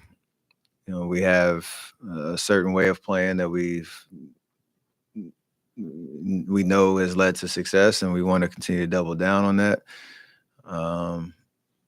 But I think we're all in the position to know we have a lot to figure out in terms of what those new looks, like CP, what Dario brings, Corey Joseph, guys that have been around the league for a long time and, again, are veterans, know how to play, true professionals, how we all gel and what that, chemistry looks like when it comes to actually, in between the lines. So training camp, we say it every year, and for different reasons. This year is just because we have new faces that are going to be important pieces to our actual rotation on a nightly basis. But training camp is going to be huge for us, to make sure we're giving ourselves a good chance to get off to a great start. Because compared to last year, that was a big thing, a big hurdle to overcome, our road woes that we had to start the season, and the difference between being 18-2 2 years ago and where we were last year. We like that the former experience a little bit better. Hey, Steph, Dalton Johnson, NBC Sports Bay Area. Otto Porter Jr. was such an important piece for you guys 2 years ago. Can you see Dario having a similar impact, and what might excite you the most about playing with Dario? I mean, they're two different guys. And I don't ever, I hate the comparison, but that is a role that you need in terms of a guy that can space the floor, a guy that can obviously knock down open shots. He presents a bit of size for us as well. And he also just, again, he knows how to play in kind of a motion style offense. He's doing it a little bit in his international play this summer, but even back in Phoenix when he was there with CP, like, talked to him about the way that he sees the game. It's very similar to the way that we play. So we were playing pickup the other day, and somebody threw him the ball, and he did an immediate DHO with me, and I didn't have to say anything. And it was like one of those pieces of just playing good basketball that he figured out and knows without having, you have to tell him. So that's a good head start on a role that we really need, because he understands, just how to play. And when you can shoot and you know how to play, and you feel a positional need for us, that's huge for us. Steph, Chris Alvarez from ABC7 back here. Chris Paul. Congratulations, brother. Oh, thank you. Yeah. Appreciate that. Absolutely. Chris just joked that he saw himself in the Warriors uniform for the first time during a State Farm commercial. He did. He said what? He said he the first time he put the Warriors uniform on was in a State Farm commercial. Oh, is that why he was in the neighborhood, that street? I was trying to figure it out too. I'm like, where was he at? Okay, it makes sense now. Real quick, it's more about you, but real quick, what do you think of him in that uniform? He looks good. Yeah. He looks good. I like it as opposed to the opposition for sure. That all being said, you've played your whole career in one uniform. How important, you love history of the game. How important is it for you to have done everything in a Warriors uniform and continue and finish as a Warrior for life, hopefully with Draymond and Klay as you guys keep going for championships? I've said it before. It means everything. I'm in my 15th year. No need for a change of scenery at this point. So just a matter of, like you said, being in a position where you can it's not a ceremonial thing. It's we're really here to win, and I'm doing everything I can to continue to be a leader on that front, perform at a high level, and put ourselves in a position to be championship contenders. You know, you can't control everything. You can't guarantee anything in this league, and every team's trying to, get better, and that's the nature of the competition. But if I can keep doing that every year and, like you said, still represent this organization, all that we've built, it's a dream come true. Hey, Steph. It's Felicia Purcell for Sports in the Bay. I was curious what sparked your interest in the Mac Dre documentary?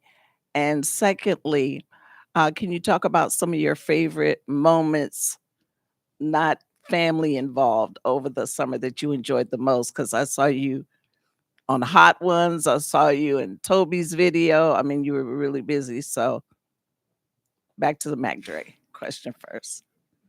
I mean, having played in Oakland for 10 years and understood the history of that city, obviously from music industry to rap game, the culture that exists there. Mac Dre's story is a special one. It kind of embodies a lot of what the spirit of Oakland is. Obviously, I never met him, but things that we're doing in the media space to be able to tell the stories that need to be told and be a part of projects that speak to individuals that change the game. That is what I'm about. So we're just giving a platform to hopefully tell his story in the most meaningful, impactful way with his family, everybody that knew him, worked with him, people that were influenced by him. So creating that platform and that opportunity for that story to be told. It was an easy one. And I know looking forward to the project whenever it's ready to come out. And the summer was special, kind of in the same vein. Basketball's opened a lot of doors, and I had some amazing experiences on the golf course with family, traveling, all that, all the while, making sure I'm preparing for this season. So a lot of it is kind of exposed for the world. Some of it wasn't, but I had a lot of fun, and summer's over now.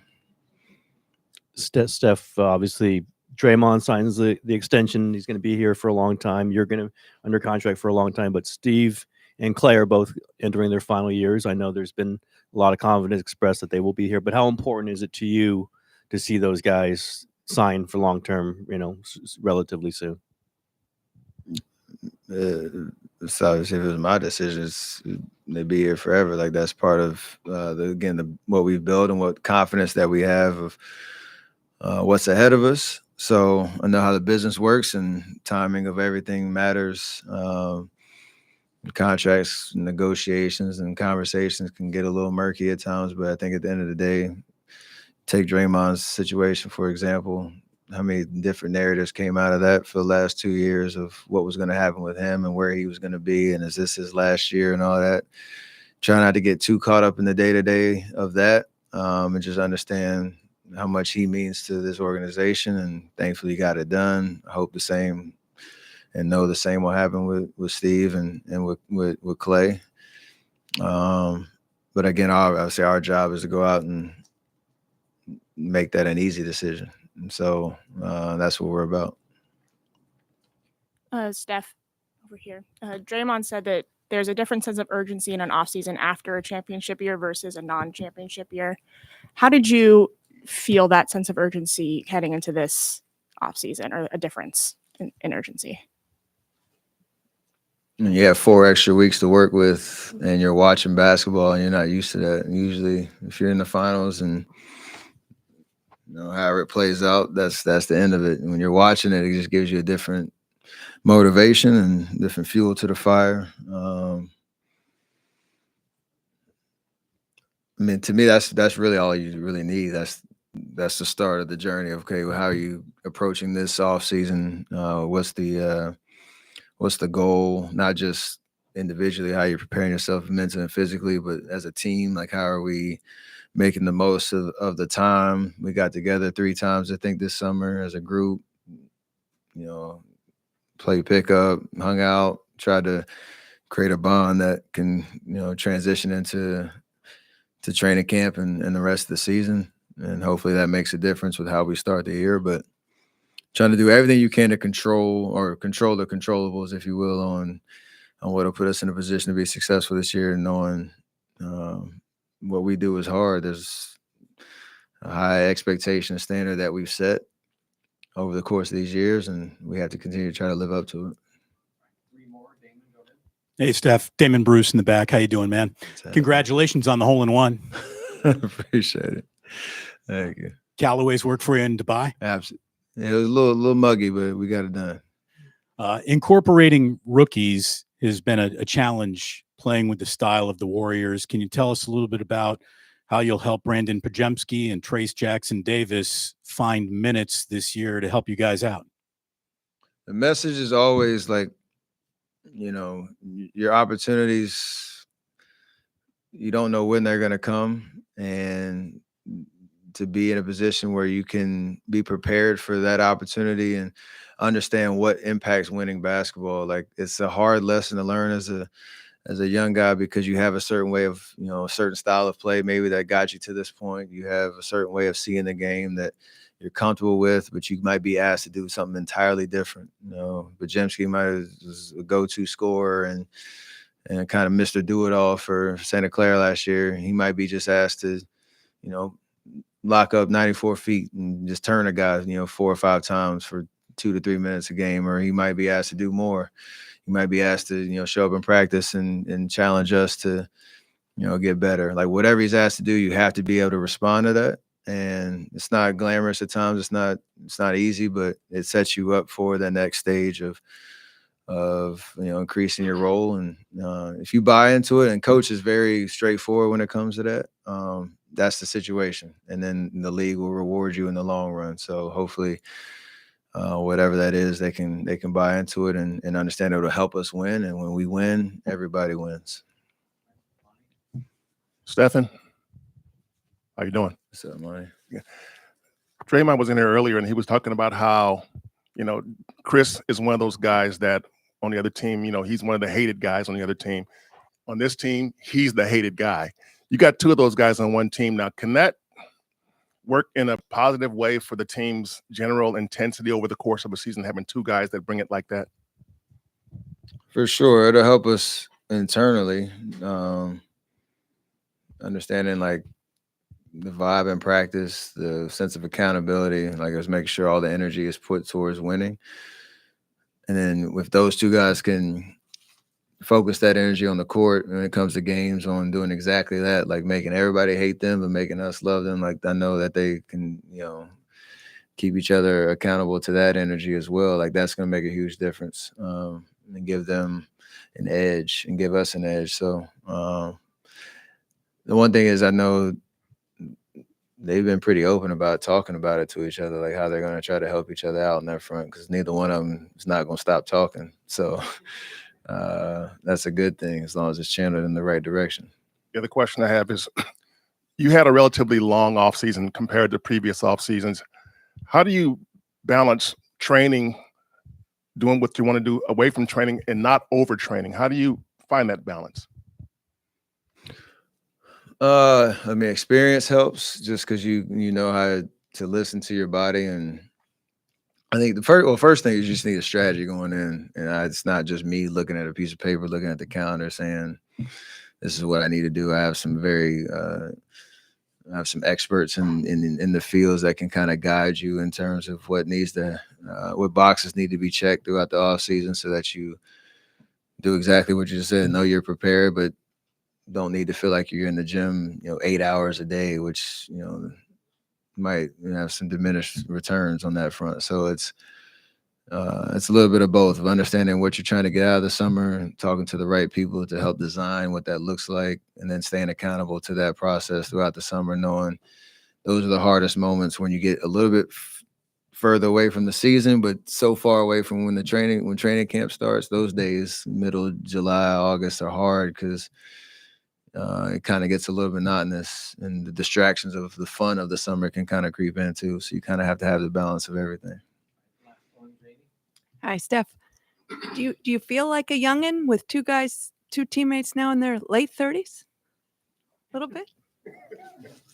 Wait, who is it? CP and who? Oh, Rudy. That's right.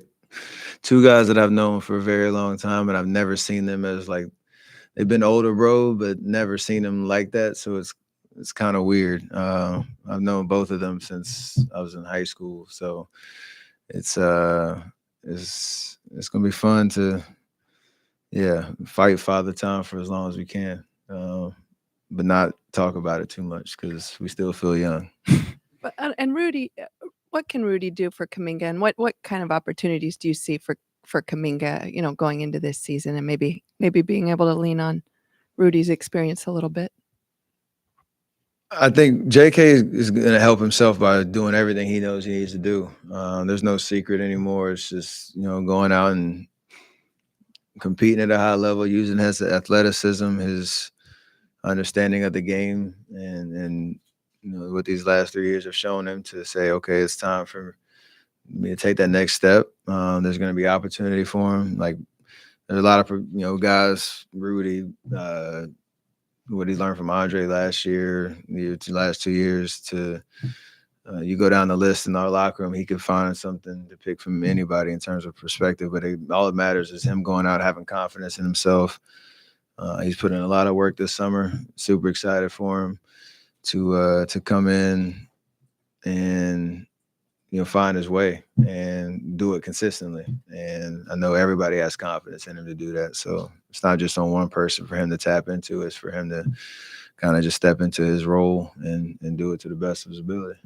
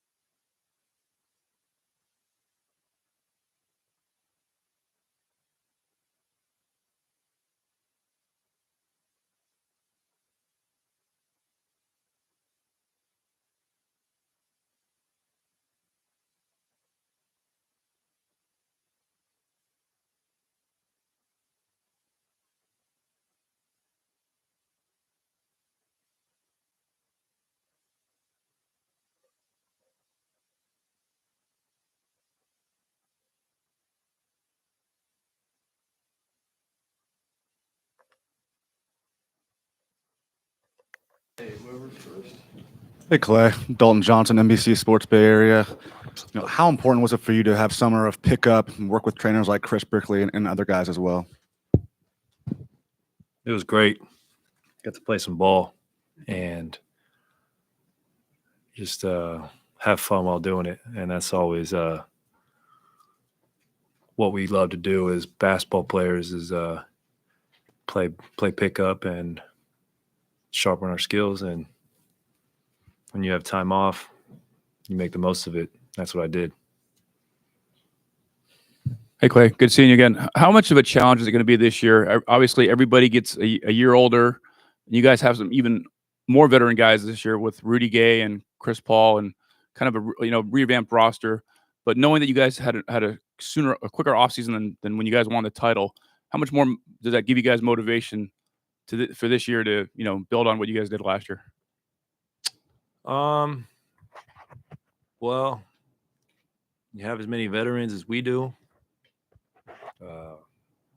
It makes it easy for everybody to be on the same page, and then to integrate the young guys will be easier to transition to because we got so many great leaders and guys who have experienced decade plus in this league, and we're all very hungry to have great success this year. And we don't bring in guys, or the front office doesn't bring in guys who don't share that same passion. So I'm really excited to get going tomorrow.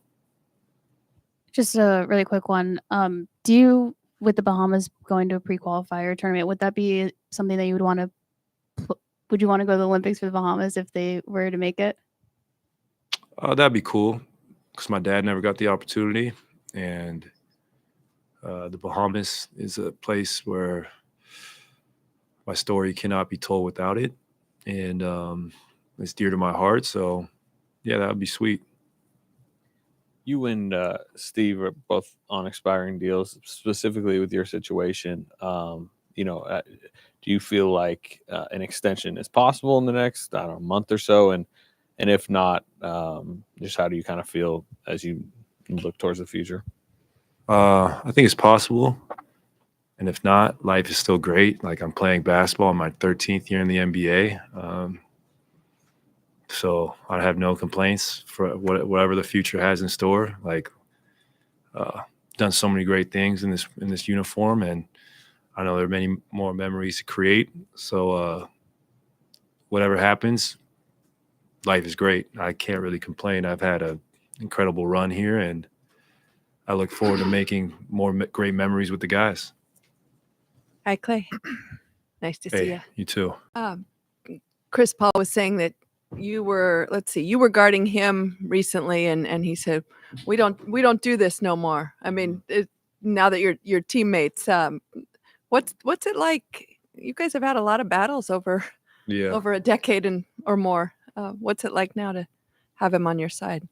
It's crazy. I mean, Chris has been on our way of winning for so many years, and now to be on the same team with him, it's just a huge honor for myself, especially playing the 2-guard spot. You love playing with a point guard like Chris, who's one of the greatest assist man in basketball history. I know he's going to get me so many easy opportunities this year, but I think he's going to help us so much, especially from a leadership standpoint. We know what he's capable of on the court. Obviously, he has 20 and 10 nightly, but his ability to lead and guide these young guys and myself as well is what's going to really stand out, I feel like.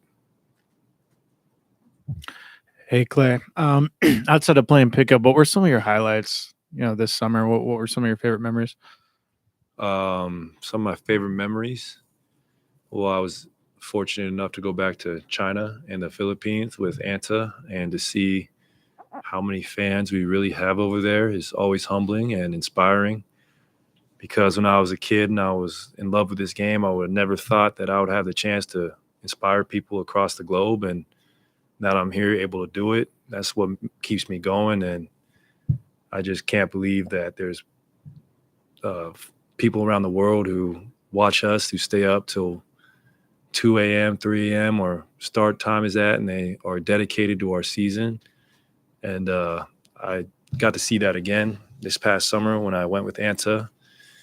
And it was really special. It was just really cool to connect with the fans in China and the Philippines, and I gained so much motivation from that trip.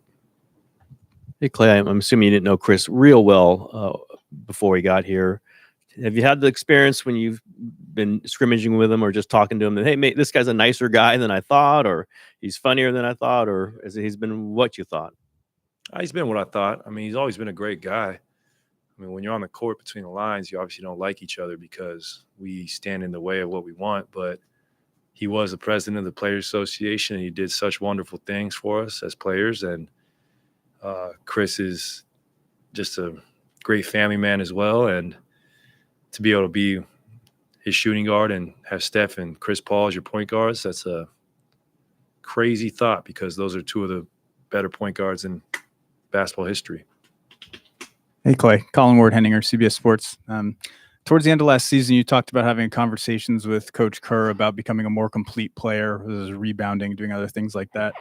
How do you think you continued those steps in terms of your workouts this offseason, in terms of becoming a more complete player?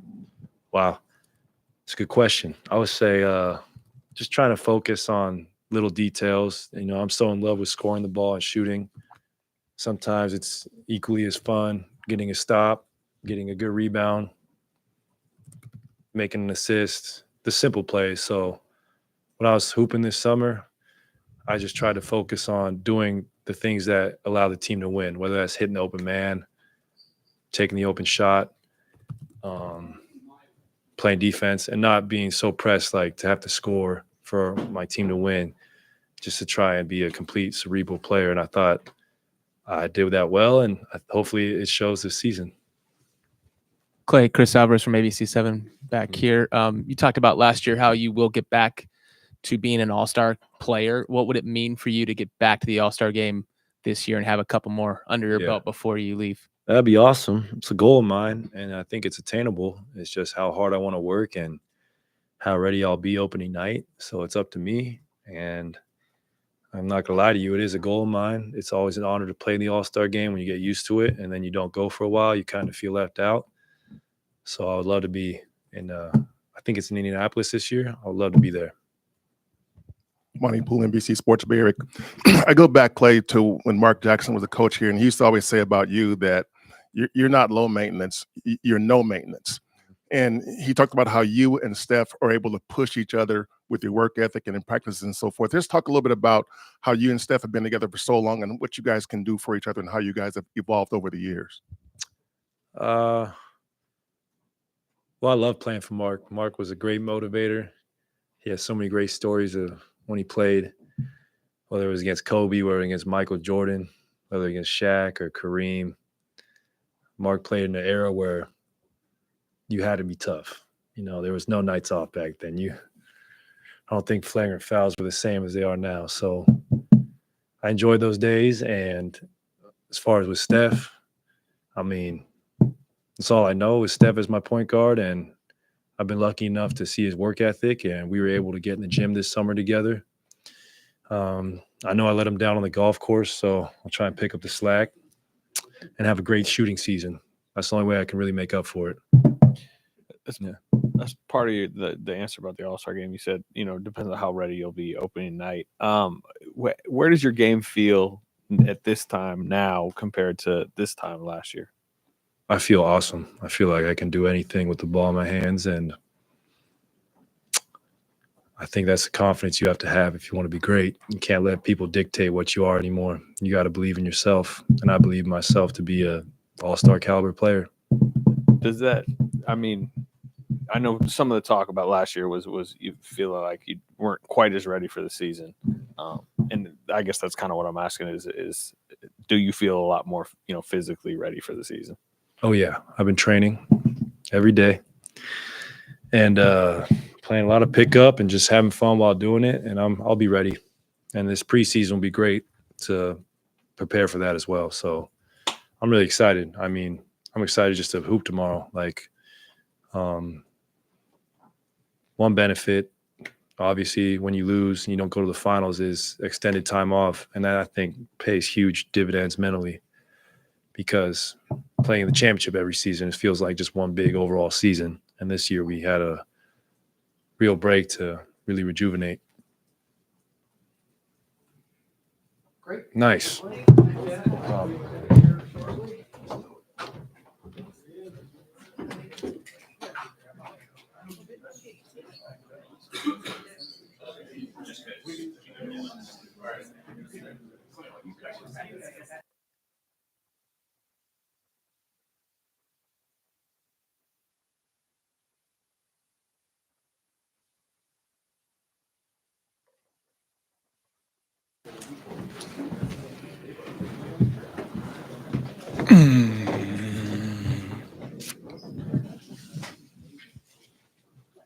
How you doing? How you doing, Andrew? Tim Calcom of The Athletic. A lot of talk over the last few weeks from Mike Dunleavy, from Steve Kerr, from your own teammates about being more connected. That's important. Things feel better. Have you been part of some of these summer workouts, and do you think there is a definite improvement in the way this team is connected? For sure. Yeah, I went to both of them. And everyone came out. It was a great time. Just having time to connect. With the team, and because summertime you usually don't see nobody that often. So getting a chance to catch up and seeing how everyone's summer's been, and getting a chance to get in the gym and get some work done has been great. I feel like it's going to help us get off to a great start. A great training camp, and set that foundation up for the rest of the year. As you kind of look back to last season, how challenging was that for you overall, and where do you feel like, how do you feel going into this season just with everything? Yeah, last season was a little different, for sure, with the connectivity part. But I'm confident for this season. I feel like, that helped, having little team get-togethers, and just building that connectivity up and that trust up and that chemistry. And so I feel like this year will be a special year for us. Hey, Andrew, Colin Ward, Henninger, CBS Sports. What's it like having your fellow Torontonian Corey Joseph on the roster this year? Oh man, it's great. When I heard he was coming to the team, I was, very excited. I've known him for years, since I was like a little kid. So, it's great. Hi, Andrew. How you doing? Good. How are you? I've been good. Good. You didn't have much continuity to your season last year with injuries and tough personal stuff. Mhm. How much do you sort of look forward to turning the page with a fresh start and maybe have a little more flow to your Mhm. season? And how hard was that? And how did you get through that? Yeah, no, no, last year was definitely a tough year, for sure. But I feel like I have a great family, great friends, and a great support system, for times that aren't easy.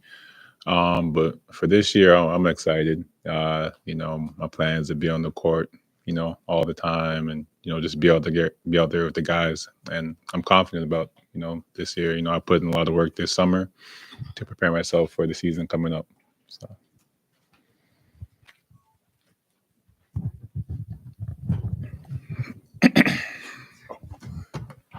Andrew, Monty Poole, NBC Sports Bay Area. Draymond was in here earlier, and he was saying that he kind of has a reputation among opponents as being an a-hole. He said Chris has that same reputation. What do you think it would be like having two guys that opponents really hate on your team, and what it can do for you guys? Yeah, they're Draymond, CP. They're the players that you hate to play against, but you love to have them on your team. They're dogs. They're very intelligent, and they know how to get under the other team's skin, like their weaknesses. They're very smart players. So getting a chance to play alongside both of them, is going to be very special. Andrew, Chris Alvarez from ABC7. Obviously, you've been on this team for the last couple of years with Steph, Klay, Draymond, all future Hall of Famers. You add Chris Paul. What can that dynamic bring to you guys, and how excited are you personally to play with Chris Paul, and how can he elevate your game? I feel like just CP being on this team is he'll take it to another level. He's one of the best point guards to ever do it. So with him on the court, I'm excited. Very excited. Everywhere he's went to, he's improved the team. So I got no doubt in my mind that this team is going to do the same.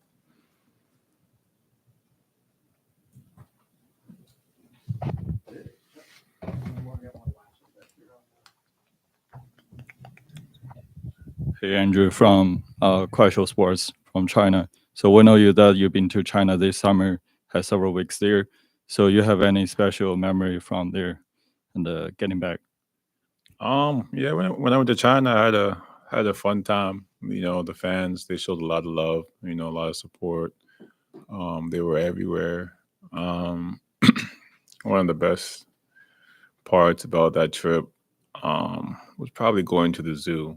I seen a lot of animals I haven't seen, with my own two eyes, in person. So getting a chance to see all the animals and, getting to feed a couple of them was pretty cool. Thank you, guys.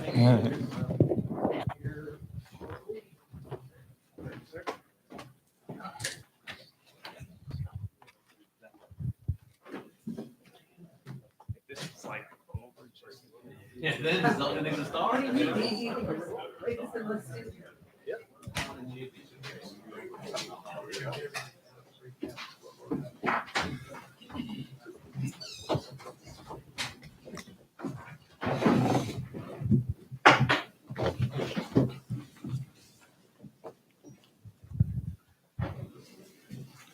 Anthony Slater with the Athletic. How did it kind of come together? I know I would say actually just take me through your whole summer, because obviously getting traded a couple times, cut, and just how did it come together to land with the Warriors? Yeah, I got traded to, first of all, I went to ATL, never been there. Then I got traded to OKC, never been there. And then I got waived after. And it was a really long summer for me, honestly. But, I'm here and I'm very happy to be here. How much communication was there? Did you think you were going to be on the Hawks, and then did you think you were going to be on the Thunder, or did you know that it was eventually going to be waived? I knew I wasn't going to be in the Hawks, but I thought I was going to be with OKC. But at the end of the day, this is a business. You got to understand it, and yeah. Why did you decide on the Warriors? I think I've been having a lot of communication with them throughout the whole summer. Also, they were really interested in me. Not only now, especially during the 2021 draft. I have a good. I think in Vegas, I met the staff, front office. I had a dinner with them. I think it was really cool, and I think it was the best option for me being part of this organization, and I'm very happy for that. It's been pointed out that they might lack some size, at least depth. Have they talked about what your role could be? What they want you just kind of like a rolling four? I mean, what do you see your strengths with match with this roster? I think I can help the team with putting energy, giving energy, effort, trying to do my best every day, and I don't know. I just want to help the team win, and I will do whatever it takes. Colin Ward Henninger, CBS Sports. Over here. Yeah. In the draft, you drew some comparisons to Draymond defensively in terms of what your potential could be. Have you had a chance to pick his brain at all, and how excited are you to be able to work with a guy like that on defense? Yeah, I'm excited to work with everyone pretty much here. A championship team and a team that won the ring basically last year. And yeah, of course, they drove me some similarities, but I want to learn from him a lot. Obviously, watching him every day is going to be very good for me. And I'm so excited for that. I noticed you've been shooting the three pretty well. Not a lot of them, but you've been shooting them. What do you think your three is right now? Is that something you're pretty comfortable just kind of taking in the rhythm of an offense? Yeah, I was shooting the ones I was taking the right shots. That was the key for me last year, taking the right shots. If I was very open or someone was really leaving me very open, I was taking it, and I was just taking the right shots, trying to make the best play possible.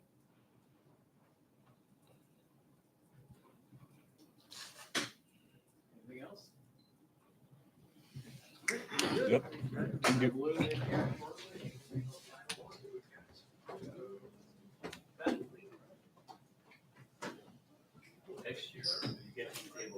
I know.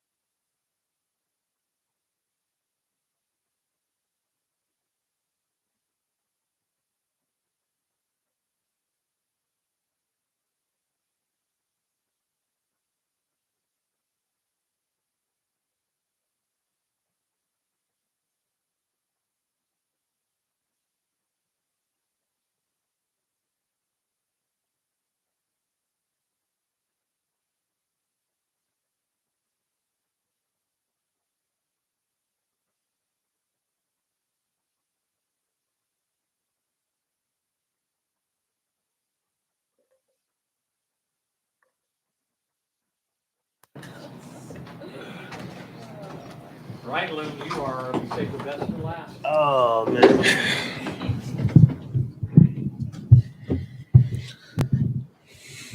Hey, Kevon, good afternoon. Ryan Leong, NBC News Radio. Welcome back. What's the challenge for you guys this year? I mean, of course, the goal is to do better than you did last year.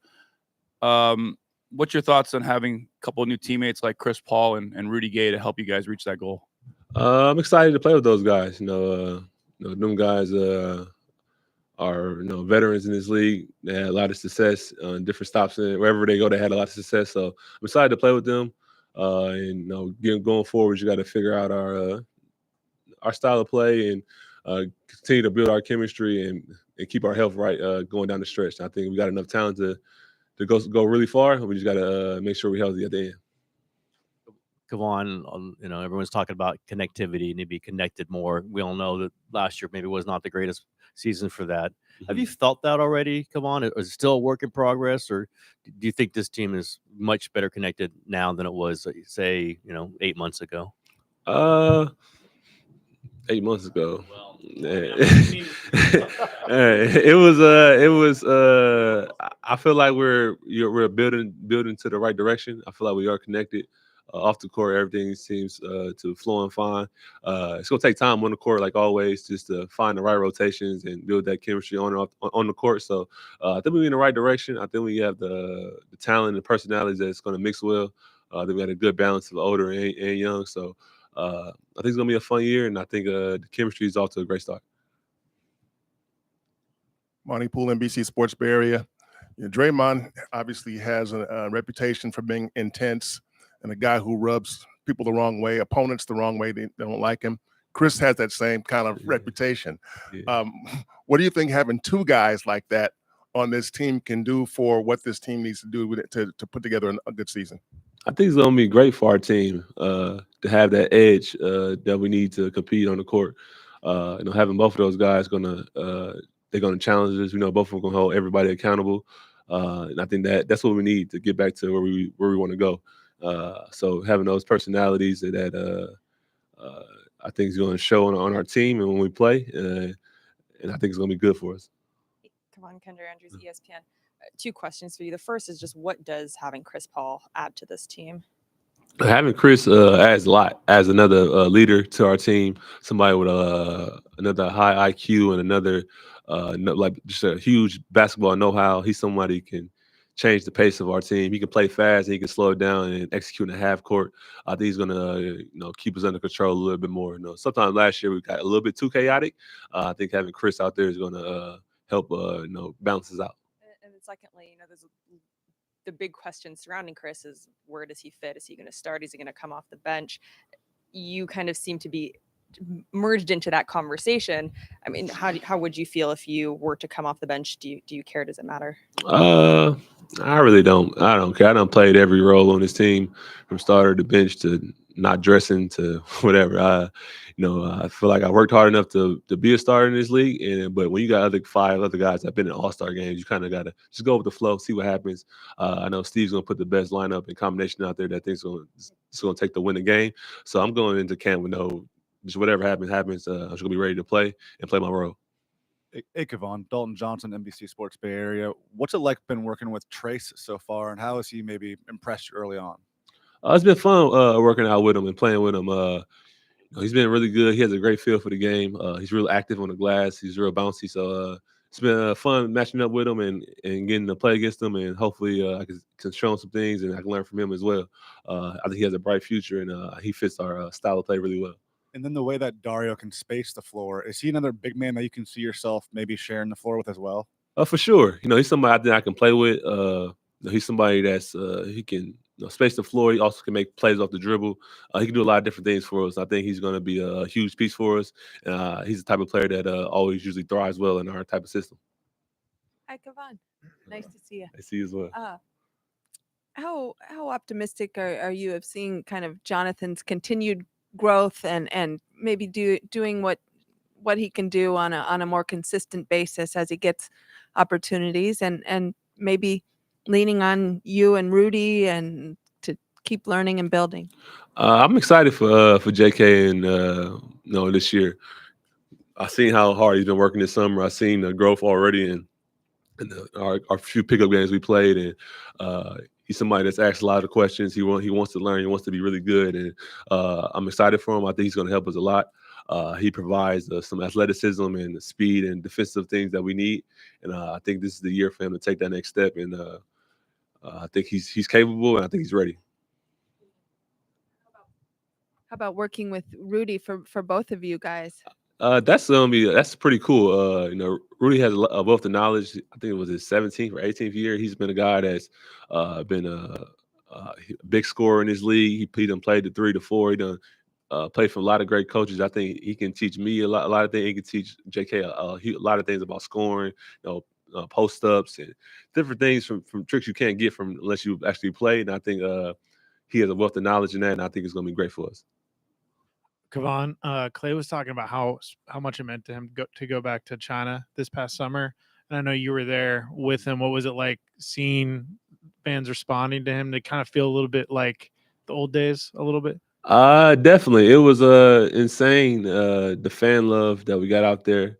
You kind of forget how big the NBA is and how big basketball is when you just kind of just sit here at home.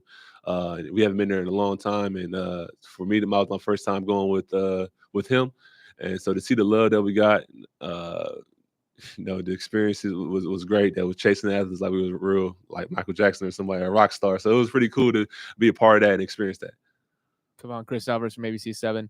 You also went to Milwaukee, and I looked all over the internet. How did your first pitch go? I never saw the actual video of that. It actually was I wouldn't say really good, but it was good. I was actually really nervous. I got video. I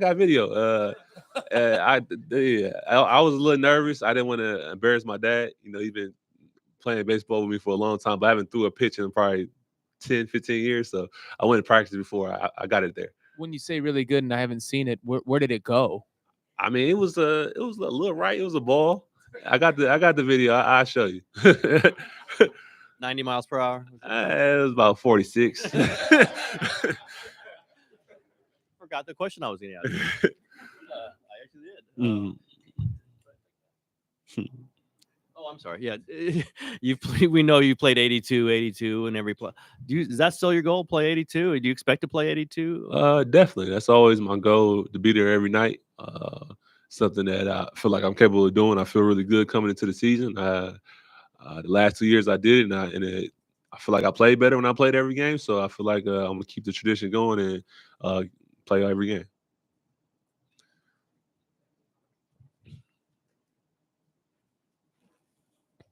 Well, also last year you revealed you had that internship. Did you do another internship this summer? What's the status of your internship over the summer? I didn't do an internship this summer. I did a few things with music, and they call me. Sometimes we have just a building relationship. So whenever they call me, they need something, or if I need them, we just lean on each other. Kind of saving my favors for down the road when I really need them. But it was a great experience last summer. This summer I was kind of busy and went to China with Klay, so I was doing that type of stuff. But hopefully next year I get to do even more stuff.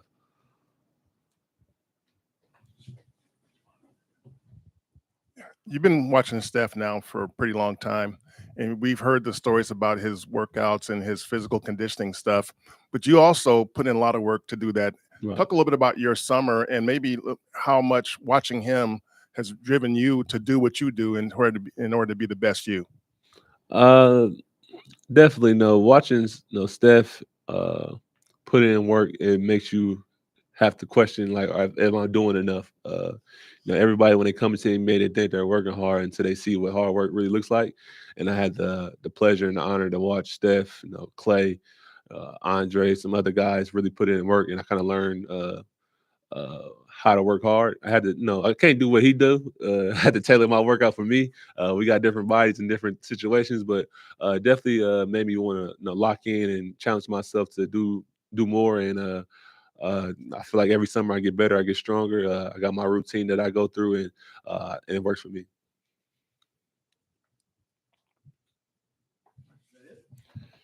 Let's go, Double R. Yes.